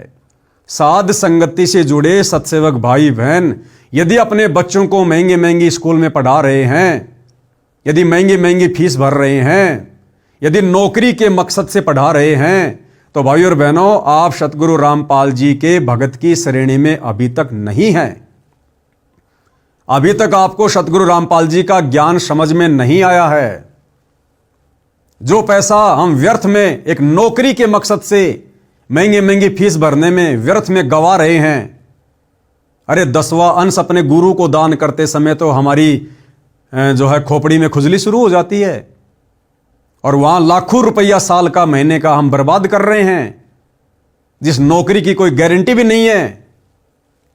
और सतगुरु कहते हैं बच्चों 1 रुपया दोगे 1000 गुना देगा परमात्मा, 1000 गुना करके। इसका मतलब अभी हम ज्ञान से पूर्णतया परिचित नहीं हैं। तो सत्सेवक भाई बहन इस बात का विशेष तौर पर ध्यान रखे, क्योंकि भाई और बहनों मैं पवन दास उतना ही बोलता हूं, वही बोलता हूं जो मेरे गुरुदेव के विधान में है और जिन बातों पर मैं पहले अमल करता हूं। मैंने अपने बड़े लड़के को केवल 10वीं तक पढ़ाया, छोटे लड़के को केवल 7वीं तक पढ़ाया, और मेरे भाई के 2 बच्चे मेरे साथ में रहते हैं। उनकी माताजी की मृत्यु के बाद दोनों बच्चे मुश्किल से 2री या 3री, बस इससे ज्यादा स्कूल में नहीं गए, और अच्छे से पढ़ते हैं, नित्य नियम करते हैं, कोई दिक्कत नहीं है। 12वीं कक्षा का बच्चा भी इतनी अच्छी हिंदी नहीं पढ़ता होगा जितनी अच्छी हिंदी बच्चे मेरे भाई के लड़के जो परमात्मा के भगत हैं, एक लड़का एक लड़की जो वर्तमान में पढ़ रहे हैं और परमात्मा की भक्ति कर रहे हैं, उन कागज के टुकड़ों में स्कूल कॉलेज में जाकर अपनी आंखें खराब नहीं कर रहे। अरे क्या बताया गुरुदेव ने हमें, कहता हूं कहीं जात हूं कहूं बजाकर ढोल। ये ढोल बजाने वाली बात क्यों कही परमात्मा ने वाणी में, कि मूर्ख किस्म के प्राणी मेरे सत्संगों को सीरियस नहीं लेते, हल्के में ले रहे हैं। इसलिए परमात्मा कहते हैं कहता हूं कहीं जात हूं कहूं बजाकर ढोल, कि मैं चिल्ला चिल्ला के कह रहा हूं, नादानो चीख चीख के कह रहा हूं। श्वास जो खाली जात है वो 3 लोक का मोल, एक मनुष्य श्वास और 3 लोक से कीमती, पृथ्वी लोक, पाताल लोक, स्वर्ग लोक, इन तीनों लोकों की संपत्ति से ज्यादा कीमती एक मनुष्य की श्वास है। अब सोचिए आप अपने बच्चों को उस नौकरी के लालच में आप कहां लेकर जा रहे हैं, कितना समय और श्वासें बर्बाद करवा रहे हैं। ये समय और श्वासें क्यों दिए थे परमात्मा ने? भक्ति के लिए। आगे चल के रोना पड़ेगा, पछताना पड़ेगा, गया हुआ समय फिर कभी लौटकर वापस नहीं आता। तो यह गलती भाई और बहनों साथ संगति से जुड़े भगत भाई बहनों ने बिल्कुल भी नहीं करनी है। 8वीं 10वीं से ज्यादा बच्चों को मत पढ़ाओ, नौकरी का मकसद अपने दिलो दिमाग से निकाल दो। आने वाले समय में नौकरियां नहीं है, ये तुम्हारी व्यर्थ की पढ़ाई व्यर्थ में जाएगी। ये तुम्हारी डिग्रियां जो आज तुम लेके खुश हो रहे हो, प्रसन्न हो रहे हो, ये डिग्रियां तुम लोगों ने आग के हवाले करनी पड़ेंगी, जलानी पड़ेंगी, फाड़नी पड़ेगी। आने वाला समय युग परिवर्तन 2028 के बाद संत रामपाल जी का है, और संत रामपाल जी के साम्राज्य में, संत रामपाल जी के भक्ति मार्ग में जब पूरे विश्व में केवल उन्हीं का साम्राज्य होगा, तो संत रामपाल जी के साम्राज्य में नौकरियां ये कागज की डिग्रियां देखकर, ये MA, BA, B.Ed, PhD की डिग्रियां देखकर नहीं मिलेंगी। सेवा मिलेगी भगत का आचरण देखकर, भगत का व्यवहार देखकर, भगत की मर्यादा देखकर, भगत का भक्ति धन देखकर। तो भैया आंखें खोल लो। दास पहले भी 2-4 वीडियो बना चुका है इस फर्जी शिक्षा के ऊपर। ये जितनी आवश्यकता थी परमात्मा ने हमें दिलवा दी, और जितनी आवश्यकता है बच्चों को उतनी दिलाओ, ज्यादा आध्यात्मिक शिक्षा दिलवाओ।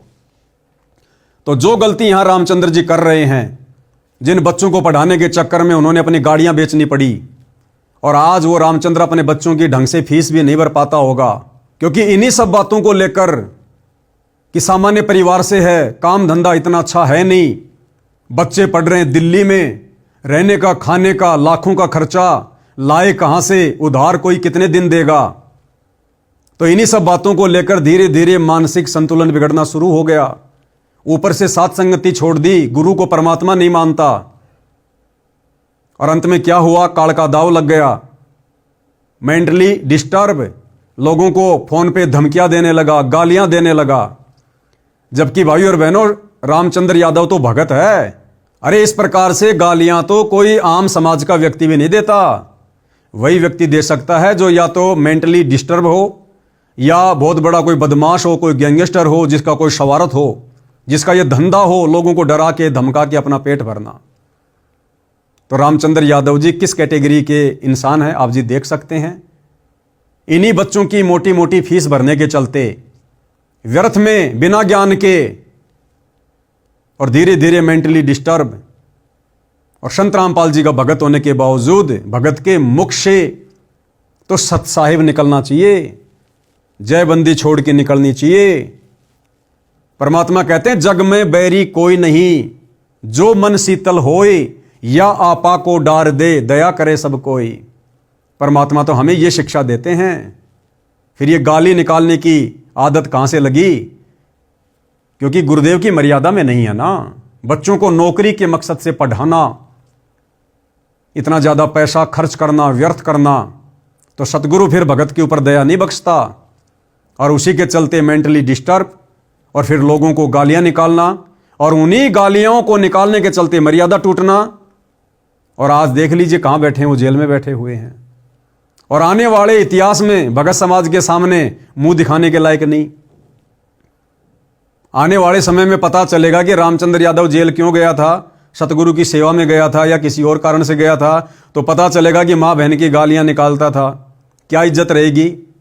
क्या उसके बच्चों की इज्जत रहेगी? और रामचंद्र यादव के बच्चे बड़े बड़े हैं, लगभग 18-20 वर्ष के, एक लड़का एक लड़की। अब आप खुद ही विचार करो, एक तरफ तो रामचंद्र यादव अपने बच्चों को उच्च शिक्षा दे रहा है, लेकिन संस्कार, अरे संस्कार के बिना शिक्षा क्या काम की? और सरेआम रामचंद्र यादव सोशल मीडिया पर, अपने फेसबुक आईडी पर ऑडियो डाल रहा है मां बहन की गालियों वाली। क्या उसकी लड़की मोबाइल नहीं रखती होगी? क्या उसका लड़का मोबाइल नहीं रखता होगा?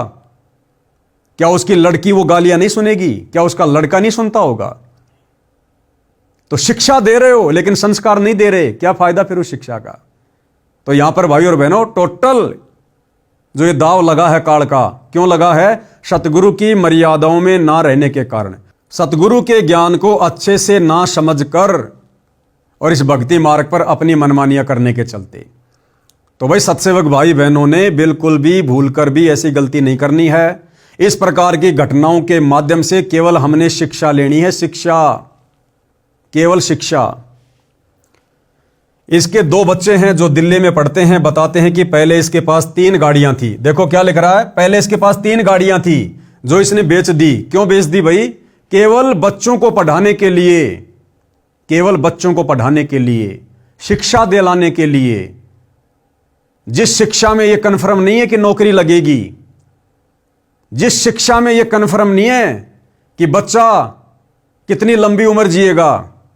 अरे भविष्य का पता है क्या? 1 सेकंड का नहीं पता आगे का। फिर क्यों हम व्यर्थ में बच्चों का दिमाग खराब कर रहे हैं? बच्चों को क्या पता अपने भविष्य का? लेकिन माता पिता ने भगत होने के बावजूद उनको बताना चाहिए, समझाना चाहिए। आज ये जो समय है, जो ये बचपन का समय है, बचपन में हम बच्चे को जिस रंग में रंग देंगे वो रंगा जाएगा। और बचपन में बच्चे के ऊपर भक्ति का जो रंग चढ़ता है वो बाद में नहीं चढ़ता। तो आज तो रामचंद्र जैसे भगत अपने बच्चों को रोजी रोटी के चक्कर में, नौकरी के चक्कर में भक्ति से दूर करके, हालांकि नाम भी दिलवा रखा है, लेकिन वो नाम किस काम का, जिस नाम से ज्यादा वो फालतू के, वो कागजी, वो कीड़े बने हुए। तो आज रामचंद्र यादव जैसे लोग अपने बच्चों को पढ़ाई लिखाई में ज्यादा धकेल रहे हैं, और बच्चे उसी रंग में रंगे जा रहे हैं। और 20-25 साल के होने के बाद जब रामचंद्र यादव जैसे भगत कहेंगे कि बच्चों भक्ति करो, परमात्मा आया हुआ है, मोक्ष करवाना है, उस समय वो बच्चे अपने माता पिता की एक भी नहीं सुनेंगे, एक भी। क्योंकि आपने बचपन से उनको भक्ति के रंग में नहीं बल्कि उल्टे रंग में रंग दिया। तो कितना बड़ा धोखा भाई और बहनों यह काल हमारे साथ में कर रहा है। तो 3-3 गाड़ियां थी इनके पास में, वो गाड़ियां भी इन्होंने बच्चों की फीस भरने के चक्कर में बेच दी। और अब देखो भाई और बहनों, अब रामचंद्र यादव जी जेल चले गए, जल्दी आ जाते हैं, बहुत अच्छी बात है। यदि समय लग गया तो बच्चों की फीस कौन भरेगा? कौन भरेगा बताइए?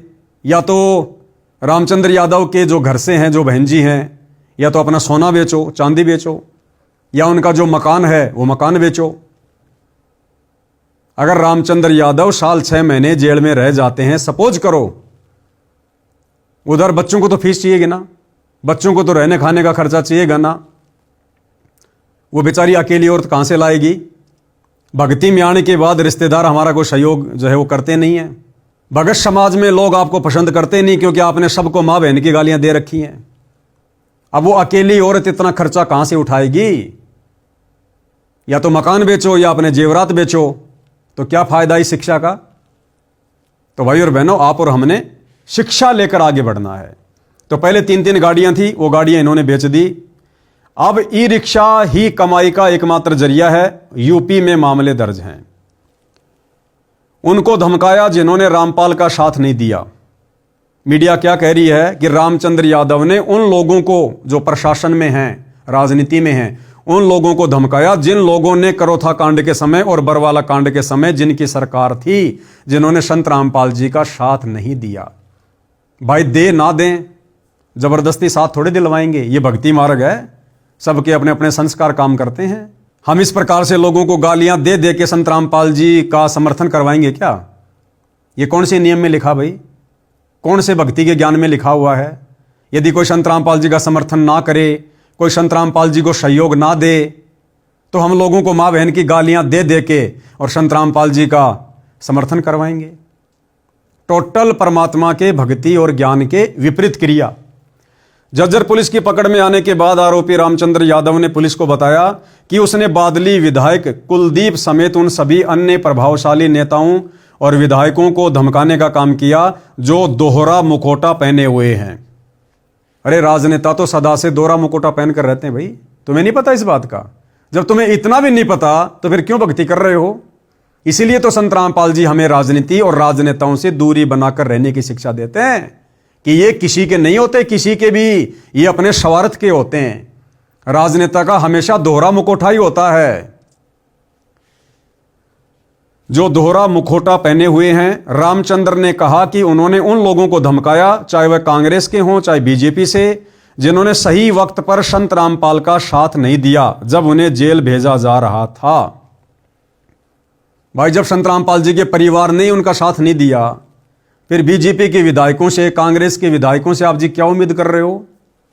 और संत रामपाल जी को आपने क्या समझ लिया? आपने क्या समझ रखा है संत रामपाल जी को? 2 कोड़ी का इंसान, 2 कोड़ी का जीव, मानुष, आम संत। राजनेताओं का समर्थन चाहिए उन्हें। फिर क्या समझा आपने उनकी लीला को, उनके ज्ञान को?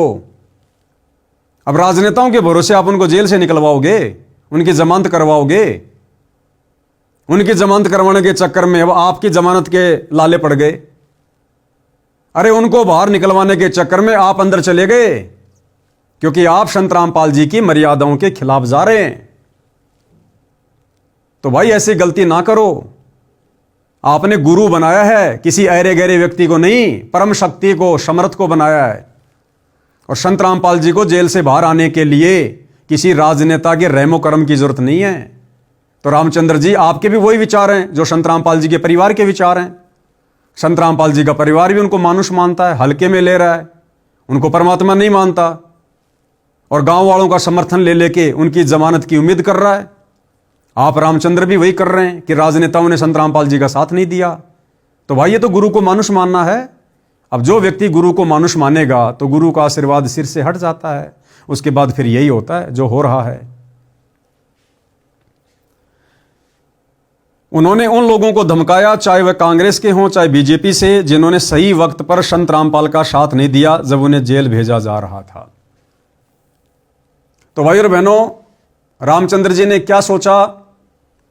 और भी बहुत सारे न्यूज के माध्यम से, वीडियोज के माध्यम से न्यूज आई कि रामचंद्र जी ने कुलदीप वत्स को, बादली के विधायक को, इसलिए गालियां दी, बम से उड़ाने की धमकी दी कि आप ही लोगों की सरकार के समय, यानी कांग्रेस सरकार के समय 2006 में करोथा कांड हुआ था, आप लोगों ने संत रामपाल जी का साथ क्यों नहीं दिया? तो भाइयों और बहनों, करोथा कांड हुआ 2006 में और आज 2026 में गालियां निकाली जा रही हैं कुलदीप जी को। कितना लंबा समय हो गया भाइयों और बहनों। अब 2006 के करोथा कांड से बादली के विधायक कुलदीप जी का क्या लेना देना? अरे करोथा कांड से कुलदीप जी का क्या लेना देना? कुलदीप जी का क्या दोष? उस समय ये विधायक थे क्या? मंत्री थे क्या? गुरुदेव ने करोथा कांड का मुख्य दोषी उस समय की कांग्रेस सरकार का मुख्यमंत्री जो भूपेंद्र सिंह हुड्डा था उसको बताया है।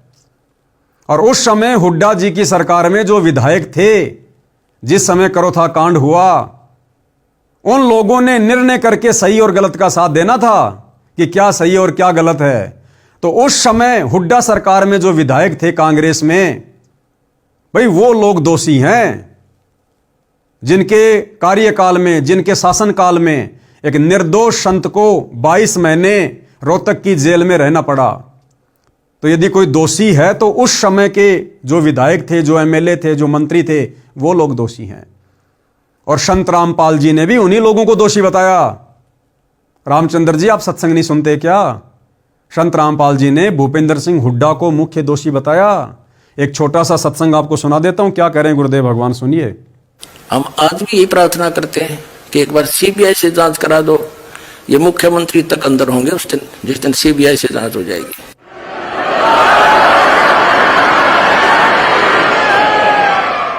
ये मुख्यमंत्री हरियाणा श्री भूपेंद्र सिंह जी का इसमें मेन रोल है। ये नाम आक्रमणकारियों के नाम देता है ये व्यक्ति। तो जिस दिन ये जांच हो जाएगी, इस टाइम तो आवेगा, समय आता है। सदा हमारे बुरे दिन थोड़े रहेंगे, कदे तो सुनेगा हमारी भी दिनों की परमात्मा। तो बताइए भाइयों और बहनों, कुलदीप वत्स, जिसका ना कोई करोथा कांड से लेना देना, ना उस समय वो विधायक था, उन्हें बेवजह गाली देने का कोई मतलब रामचंद्र जी के द्वारा नहीं निकला। और रामचंद्र जी ने मंदबुद्धिता दिखाई, बेबुद्धि वाला काम किया भगत होने के बावजूद। और क्या हुआ? वही हुआ जो परमेश्वर अपनी वाणी में हमें बताते हैं, लेकिन हम मानते नहीं। गुरुदेव भगवान कहते हैं, बिन सोचे समझे जो करे पाछे सो पछताए, और काम बिगाड़े आपना जग में होत हसाए। यानी खुद भी कष्ट उठाएगा और जगत में बदनामी का कारण भी बनेगा। तो रामचंद्र जी ने जेल जाकर खुद भी ये आफत मोल ली, अपनी बेइज्जती करवाई, अपनी बदनामी करवाई, और साथ साथ अपने गुरुदेव भगवान की भी बदनामी करवाई, उनको भी निंदा का पात्र बनाया कि ये हैं संत रामपाल जी के परम भगत, ये हैं संत रामपाल जी के भगत। ऐसा समाज तैयार कर रहे हैं संत रामपाल जी। तो व्यर्थ में बदनामी संत रामपाल जी की। दोषी कौन हुआ? रामचंद्र यादव। तो भाई और बहनों, आप और हमने इस प्रकार की घटनाओं से शिक्षा लेनी है। देखो, ये भक्ति मार्ग पक्ष और विपक्ष से दूर निष्पक्षता का है। गुरुदेव क्या कहते हैं हमें कि पक्षा पक्षी के कारण सब जग रहा भुलान। पक्षा पक्षी यानी पक्ष और विपक्ष के चक्कर में पड़कर पूरा संसार एक दूसरे का दुश्मन बना हुआ है, राग द्वेष ईर्ष्या में सड़ रहा है। लेकिन भगत के लिए परमात्मा गुरुदेव भगवान हमें क्या शिक्षा दे रहे हैं कि पक्षा पक्षी के कारण सब जग रहा भुलान, निष्पक्ष होके हरि भजय वो है संत सुजान। अगर रामचंद्र यादव जी ने अपने गुरु को परमात्मा मान लिया हृदय से, सतलोक आश्रम कमेटी की तरह जुबान से भगवान कहने से, परमात्मा कहने से बात नहीं बनती। मकान के आगे पोस्टर लगा देना कि इस घर में कोई बीड़ी गुटखा वाला अंदर प्रवेश ना करे, इससे बहुत बड़ा कोई भगत साबित नहीं हो जाता है। अपनी गाड़ी में, अपनी ई रिक्शा में किसी बीड़ी सिगरेट पीने वाले को बैठने नहीं देना, इससे बहुत बड़ा कोई भगत साबित नहीं हो जाता है। हजारों सतलोक आश्रम से जुड़े भक्तों के घरों के बाहर भी इस प्रकार के पोस्टर आपको मिल जाएंगे। लेकिन आज वो लोग क्या कर रहे हैं? वो खुद ही मर्यादा में नहीं है, बात बात पर राजनीति करके अपने गुरु को दुखी कर रहे हैं। गुरु के रहते सहते कागज के टुकड़े दाढ़ी मूंछ वाले कबीर को भगवान मानकर पूज रहे हैं, व्यभिचारणी भक्ति कर रहे हैं। तो इन बातों से कुछ नहीं होता भाई। परमात्मा कहते हैं भक्ति की गति कुछ और है, इस ज्ञान की समझ कुछ और है। तो रामचंद्र यादव जी हो चाहे कोई भी हो, भाई और बहनों, इस भक्ति मार्ग में परमात्मा की वाणी के अनुसार हमने चलना है कि पक्षा पक्षी के कारण सब जग रहा भुलान, निष्पक्ष होके हरि भजय वो संत सुजान। भगत ने हमेशा हर किसी के साथ निष्पक्षता वाला रवैया अपनाना है। परमात्मा कहते हैं कबीर खड़ा बाजार में मांगे सबकी खैर, ना कहूं से दोस्ती ना कहूं से बैर। तो हमने यहां पर राग द्वेष ईर्ष्या नहीं पालनी है, किसी को अपना मित्र या किसी को अपना शत्रु नहीं समझना है। चाहे किसी कांग्रेस की विधायक की गलती हो करौथा कांड में, या किसी बीजेपी के विधायक की गलती हो बरवाला कांड में, भाई इन बातों का निर्णय परिणाम आने वाले समय में हो जाएगा। परमात्मा धरती पर है, जिसकी जैसी भूमिका, चाहे भगत हो, चाहे संत रामपाल जी के परिवार का सदस्य हो, चाहे कोई राजनेता हो, जिस व्यक्ति की जैसी भूमिका करौथा कांड में या बरवाला कांड में है, उस व्यक्ति को समय आने पर परमात्मा के भक्ति विधान के अनुसार ऑटोमेटिक फल मिलेगा। हम केवल लोगों को प्यार प्रेम से समझा सकते हैं, बता सकते हैं कि अभी भी समय है, अपनी गलतियों में सुधार कर लो, परम संत से माफी मांग लो, भक्ति पे लग जाओ। हम केवल इतना ही संदेशा दे सकते हैं। और क्या क्या आपने फायदा ले लिया? आप रामचंद्र जी, जब आपको झज्जर के थाने में लेकर आया गया, आपने सफाई देते हुए क्या कहा कि मेरा मकसद गाली निकालने का यह था कि लोगों का ध्यान बरवाला कांड जैसी, करौथा कांड जैसी घटना के प्रति हो। तो यह तरीका है क्या? लोगों को गालियां दे दे के हम बरवाला कांड की तरफ उनका ध्यान आकर्षित करेंगे क्या? मान लो आपने ध्यान तो आकर्षित कर दिया, लेकिन गालियां निकालकर खुद अपनी मर्यादा तोड़ दी, तो खुद का तो आत्म कल्याण हुआ ही नहीं, फिर दुनिया को जगाने का क्या फायदा? और यह परमात्मा के कौन से विधान में है? अगर गाली निकालने से आप रामचंद्र जी के अनुसार दुनिया का ध्यान बरवाला कांड की तरफ आकर्षित होगा, तो फिर 2-4 का मर्डर कर दो ना। अरे यूपी में तो बड़ी आसानी से बंदूकें मिल जाती हैं, देसी कट्टे मिल जाते हैं, हम देखते हैं आए दिन अखबारों में। तो लेके कोई देसी कट्टा आप रामचंद्र जी, आप जी के विचारों के अनुसार 2-4 लोगों को मार दो। अगर गाली निकालने से लोगों का ध्यान बरवाला कांड की तरफ आकर्षित होगा, तो 2-4 का मर्डर कर देने से तो बहुत जल्दी आकर्षित होगा। लेकिन आपको भी अच्छे से पता है कि क्या करने से होगा और क्या करने से नहीं होगा। तो आपने जो भी कुछ किया रामचंद्र जी, ये आपने काल प्रेरणा से किया, क्योंकि आप जी मर्यादा में नहीं हैं। अभी भी समय है। हम साथ संगति से जुड़े भाई बहन आपसे प्रार्थना करेंगे, यदि ये वीडियो आपके परिवार वाले देख रहे हैं, तो जेल में जब वो आपकी मिलाई पर जाएं, तो आप जी को संदेशा दे सकते हैं, यदि उचित समझें तो। भाई हम मोक्ष प्राप्ति के लिए संत रामपाल जी से जुड़े हैं, दुनिया को डराने के लिए, धमकाने के लिए नहीं जुड़े। और ना ये तरीके संत रामपाल जी के भक्ति मार्ग में जायज़ हैं। तो विनती करेंगे अभी भी सतगुरु रामपाल जी से, अपने द्वारा किए गए भक्ति विरुद्ध कार्यों की हृदय से क्षमा याचना मांगे, और आगे से भाई एक भगत बनने की दिशा में 2 कदम आगे बढ़ाओ। भगत बनने की दिशा में अपने ऊपर दाग ना लगवाओ। इतिहास बन रहा है, इतिहास। और सतगुरु रामपाल जी इस प्रकार के कुकृत्यों से प्रसन्न नहीं होते।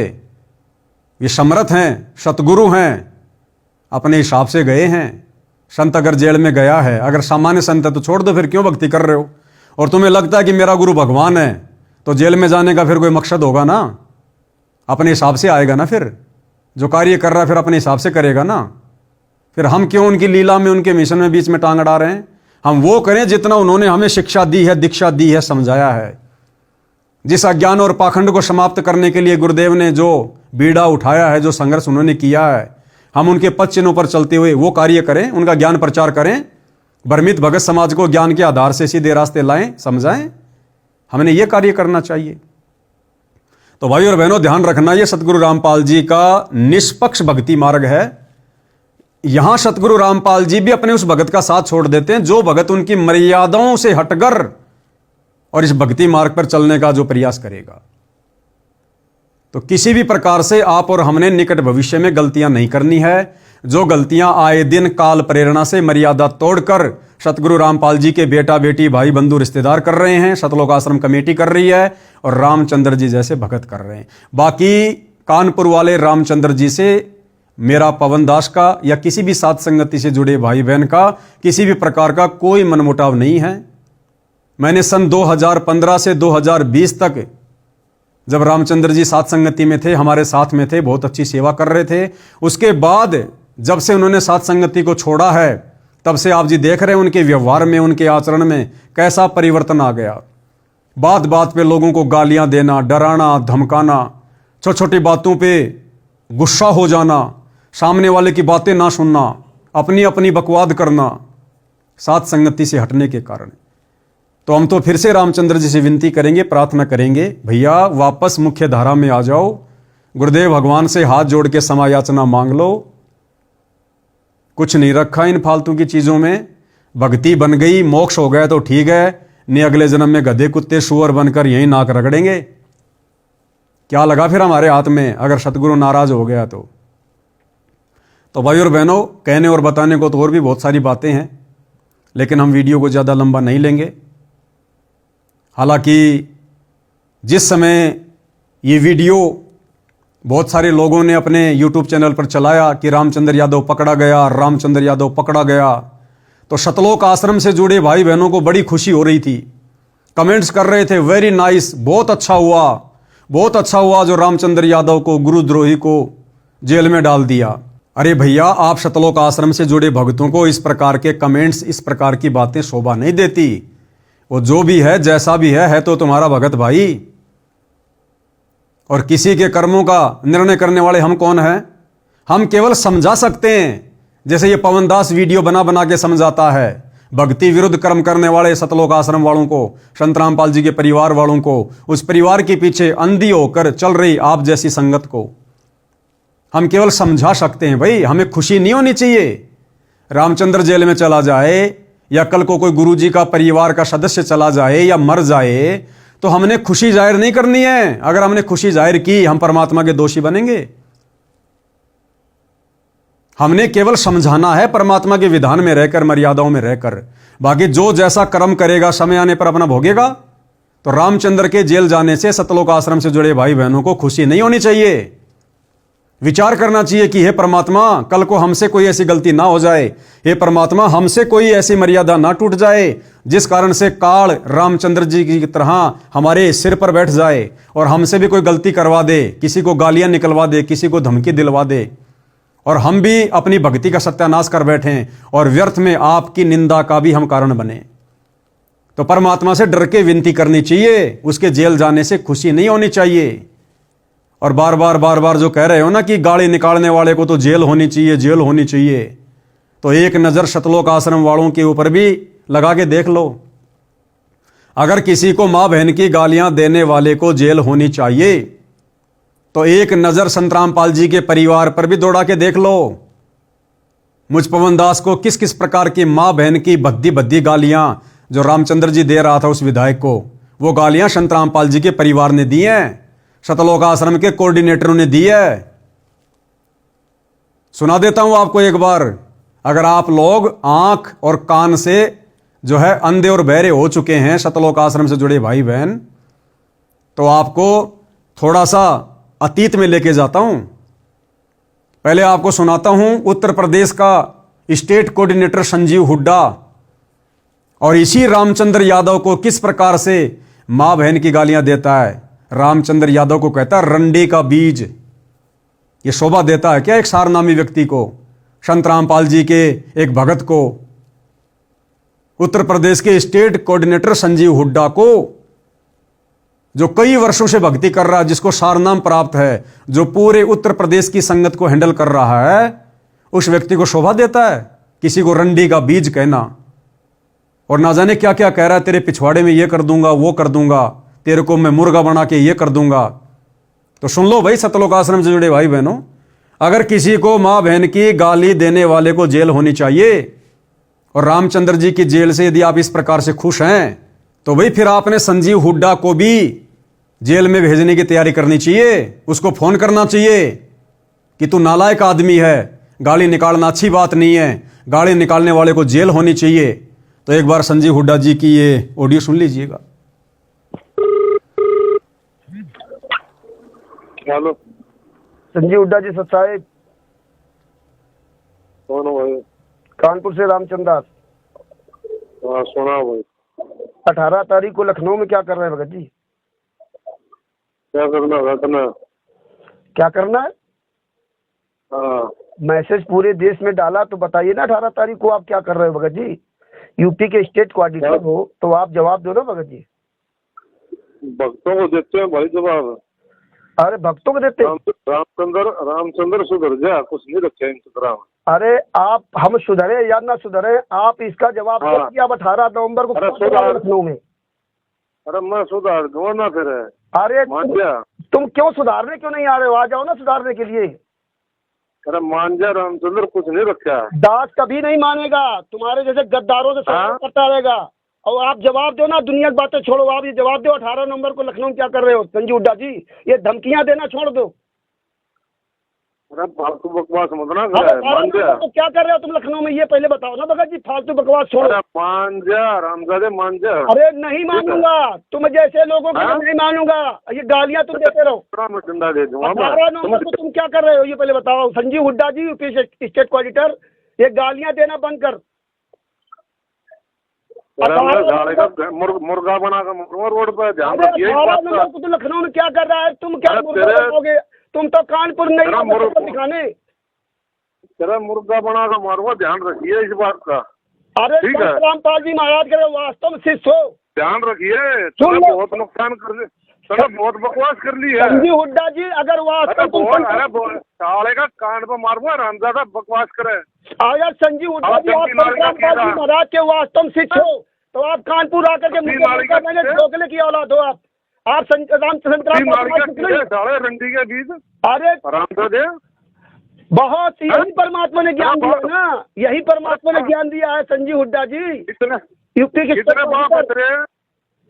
हाँ? अरे कितने 18 बाप- नवंबर कौन से को बाप क्या की कर औलाद रहे हो है? लखनऊ में कुकर्म। अरे अरे आजा रामचंद्र संजीव यार। हुड्डा जी 18 नवंबर को क्या कर रहे हो तू बताइए अपनी ना। मान, अरे मान जा, मगर रामचंद्र कुछ नहीं रखा। अरे समझ गया? तू जैसे गालीबाजों के लिए परमात्मा ने इसलिए हम जैसे नीचों खड़ा किया है।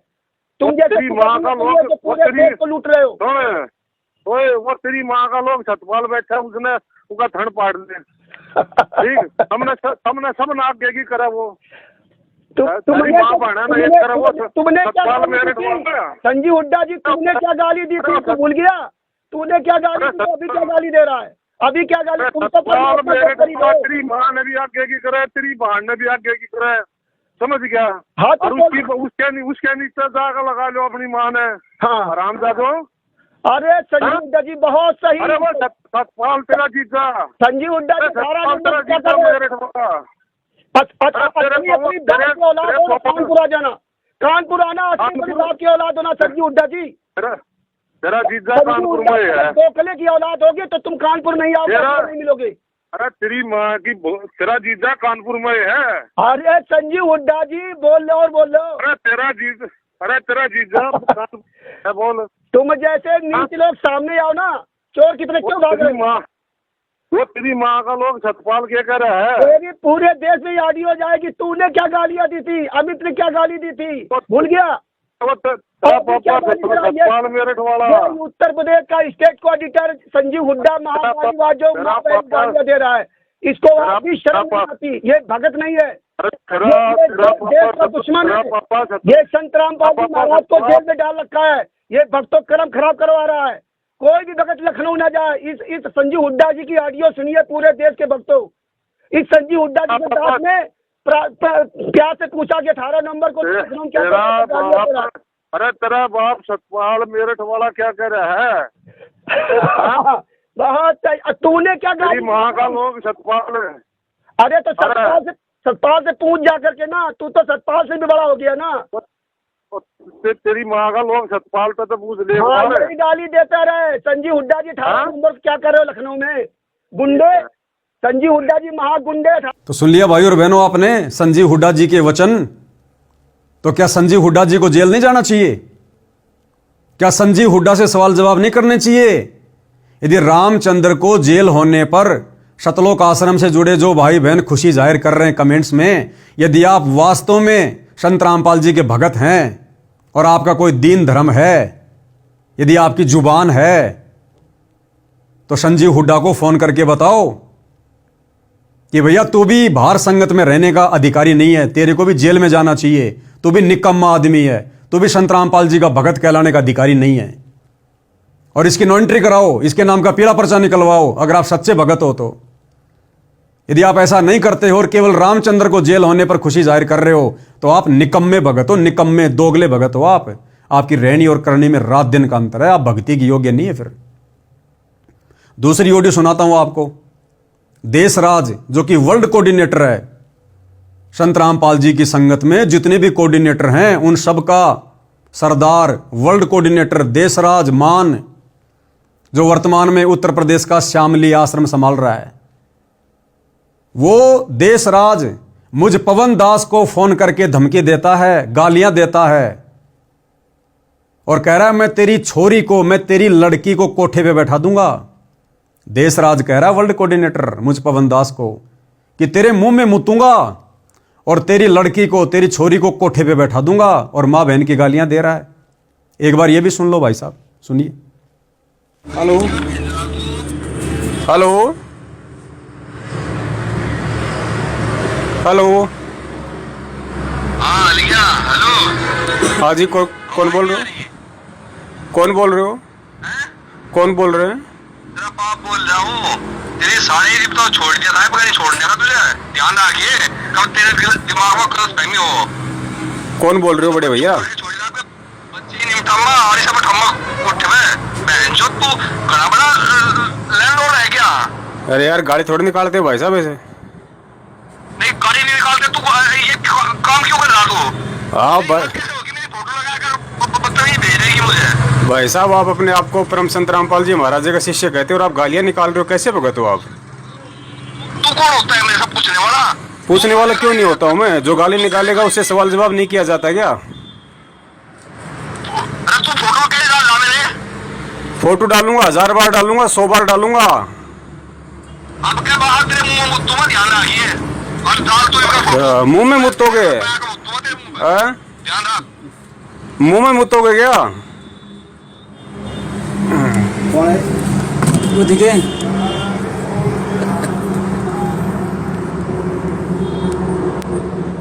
सत साहेब देवबंदी छोड़ गई। पुण्यात्माओं, ये है देशराज दिल्ली वाला, जिसने गद्दार बसंत सैनी के भाई सतीश सैनी के मोबाइल से दास से अभी इसने बातचीत की है।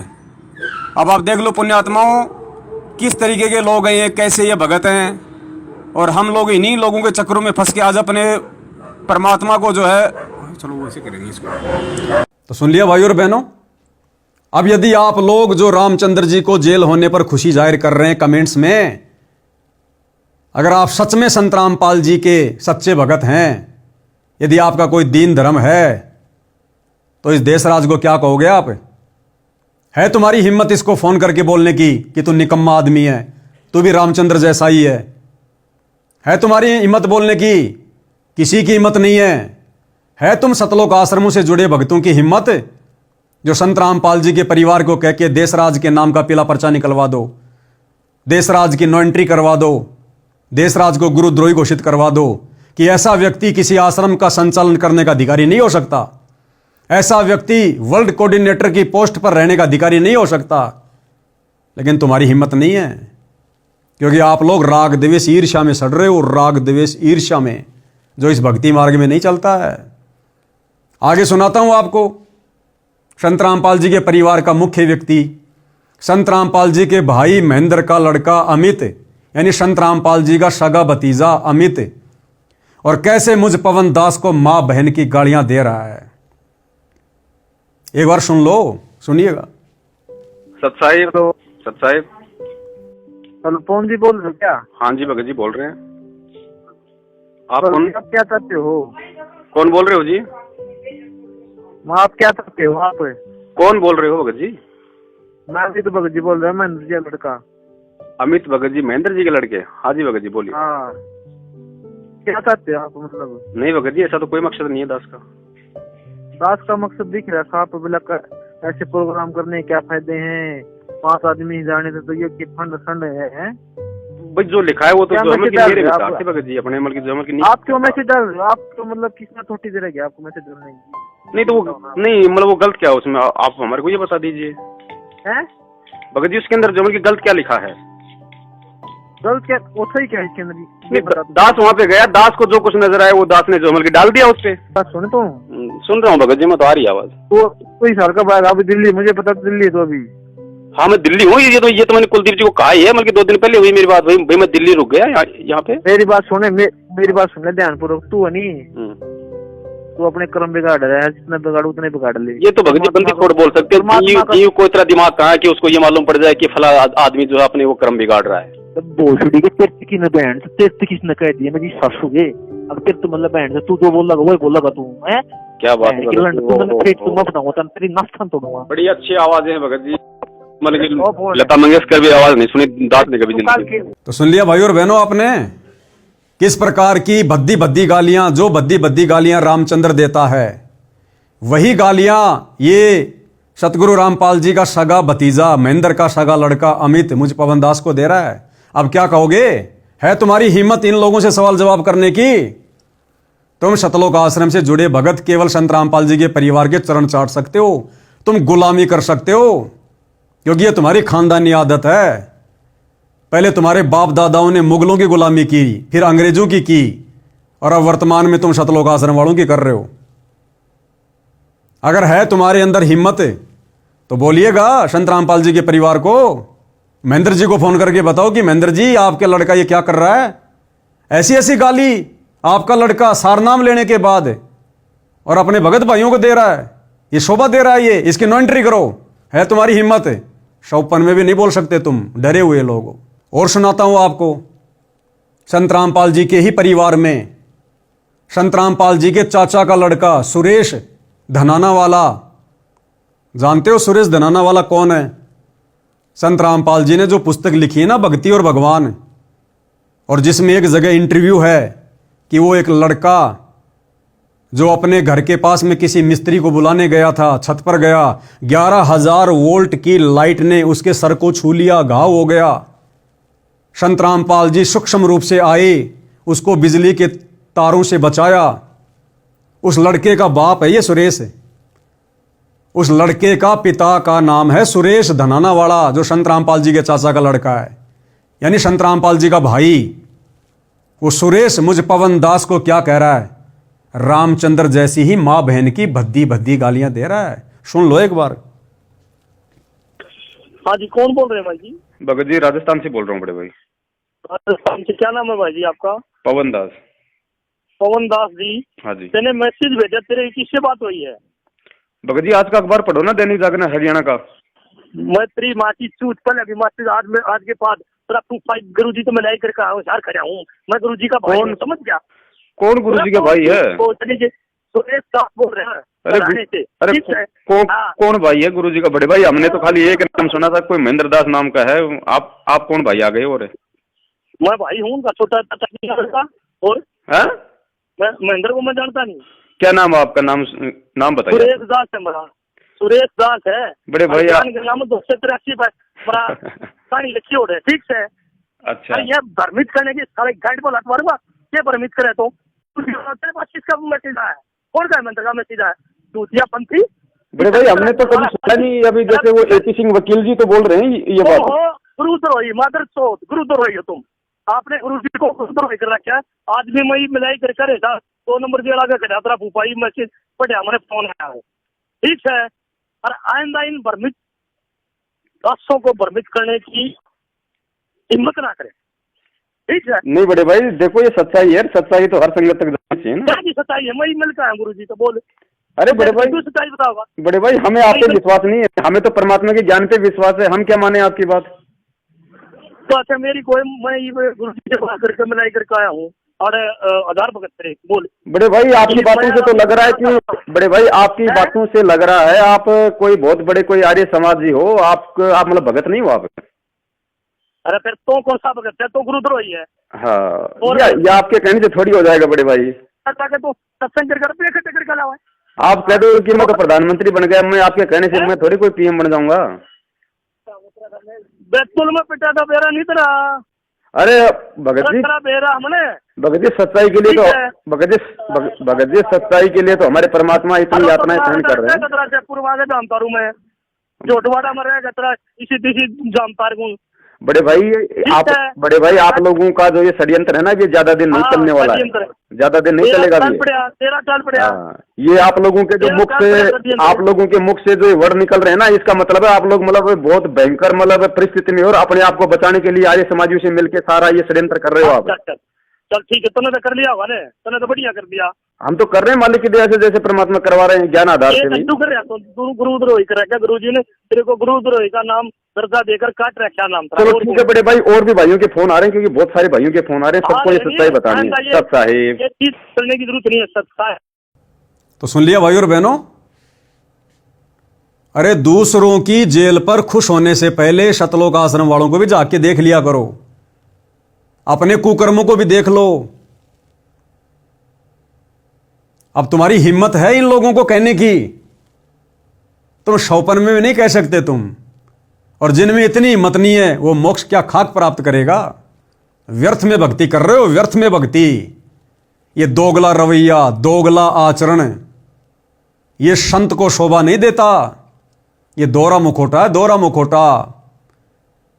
परमात्मा ने कबीर सागर में बताया कि मेरे भक्ति मार्ग में जो व्यक्ति पक्षपात करेगा, वो चाहे मेरे परिवार का हो, चाहे मेरे वचन का भगत हो, वो कभी भी मोक्ष प्राप्त नहीं करेगा।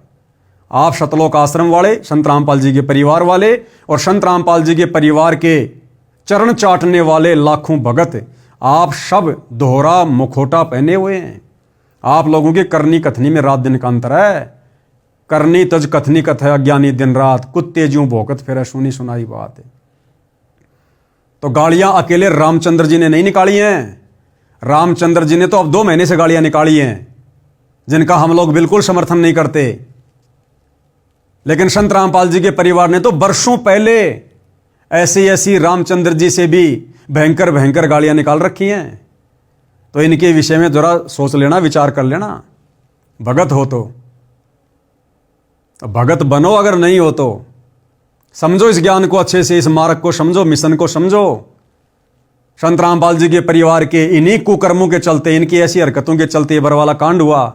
और संत रामपाल जी अब इस गंदगी को, अपने परिवार रूपी गंदगी को, कोऑर्डिनेटर रूपी गंदगी को, और संगत में जो गंदगी है जो उनके ज्ञान को नहीं समझ पाई, इस गंदगी को वो परमात्मा हिसार जेल में बैठकर इस अग्नि परीक्षा के समय में धीरे धीरे साफ कर रहा है। आप लोग ढूंढने से भी दिखाई नहीं दोगे आने वाले समय में इस भक्ति मार्ग पर, यदि समय रहते नहीं संभले और साध संगति से नहीं जुड़े तो भाई और बहनों, आज का ये वीडियो बनाने का मेरा मकसद था कि साध संगति से जुड़े भाई बहन इन घटिया लोगों की घटिया हरकतों को देखकर, वो चाहे संगत का आम भगत हो, चाहे संत रामपाल जी के कोई परिवार का कोई सदस्य हो, आप और हमने शिक्षा लेनी है। आप और हमने इन जैसी घटिया करतूतें काल प्रेरणा से नहीं करनी है। अपने गुरुदेव को नाराज होने का मौका नहीं देना है। और आम संगत वालों से प्रार्थना है, भाई संभल जाओ, सुधर जाओ, सत का साथ दो, साथ संगति से जुड़ जाओ, अन्यथा 2028 युग परिवर्तन का समय है। अनाज के दाने को तरस जाओगे।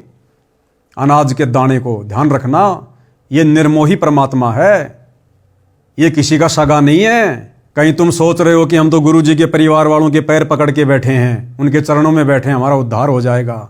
आने वाले समय में गुरु जी के परिवार के पैर ढूंढने से भी नहीं मिलेंगे, फिर तुम कहां जाओगे। और रामचंद्र जी से पुनः निवेदन है, भैया हमारा आप जी से कोई किसी प्रकार का द्वेष नहीं है, हमारा साथ संगति वालों का तो हो ही नहीं सकता, क्योंकि हम तो अपने गुरुदेव के वचनों पर चलते हैं, उनके मर्यादाओं में चलते हैं। तो आप जी से निवेदन है, विनती है, आपने कुलदीप जी को गालियां निकालकर धमकाकर गलती की है, परमात्मा का विधान तोड़ा है। और यदि आप इसके लिए विधायक जी से माफी मांगते हैं तो इसमें आपको कोई परहेज नहीं होना चाहिए, क्योंकि आपने गलती की है। यदि आप उनसे माफी मांगेंगे, हो सकता है परमात्मा भी आपको माफ करे। और श्रीमान कुलदीप जी से भी मेरा निवेदन है, मेरी विनती है कि कुलदीप जी, आपने इनकी स्थिति देख ली होगी, इनके विचारों से भली भांति आप जी परिचित हो गए हैं। किस मानसिकता के तहत इन्होंने आपको गाली दी थी, ये तो आपको जानते भी नहीं, पहचानते भी नहीं। इनका मकसद कुछ और था आपको गाली देने का, हालांकि मकसद वो गलत था। इस प्रकार से आपको गाली नहीं देनी चाहिए थी। लोगों के सामने सच्चाई इस प्रकार से नहीं आती है जिस प्रकार से रामचंद्र जी ने सोचा होगा, जैसा कि वो बता रहे हैं। लेकिन फिर भी आपसे हम निवेदन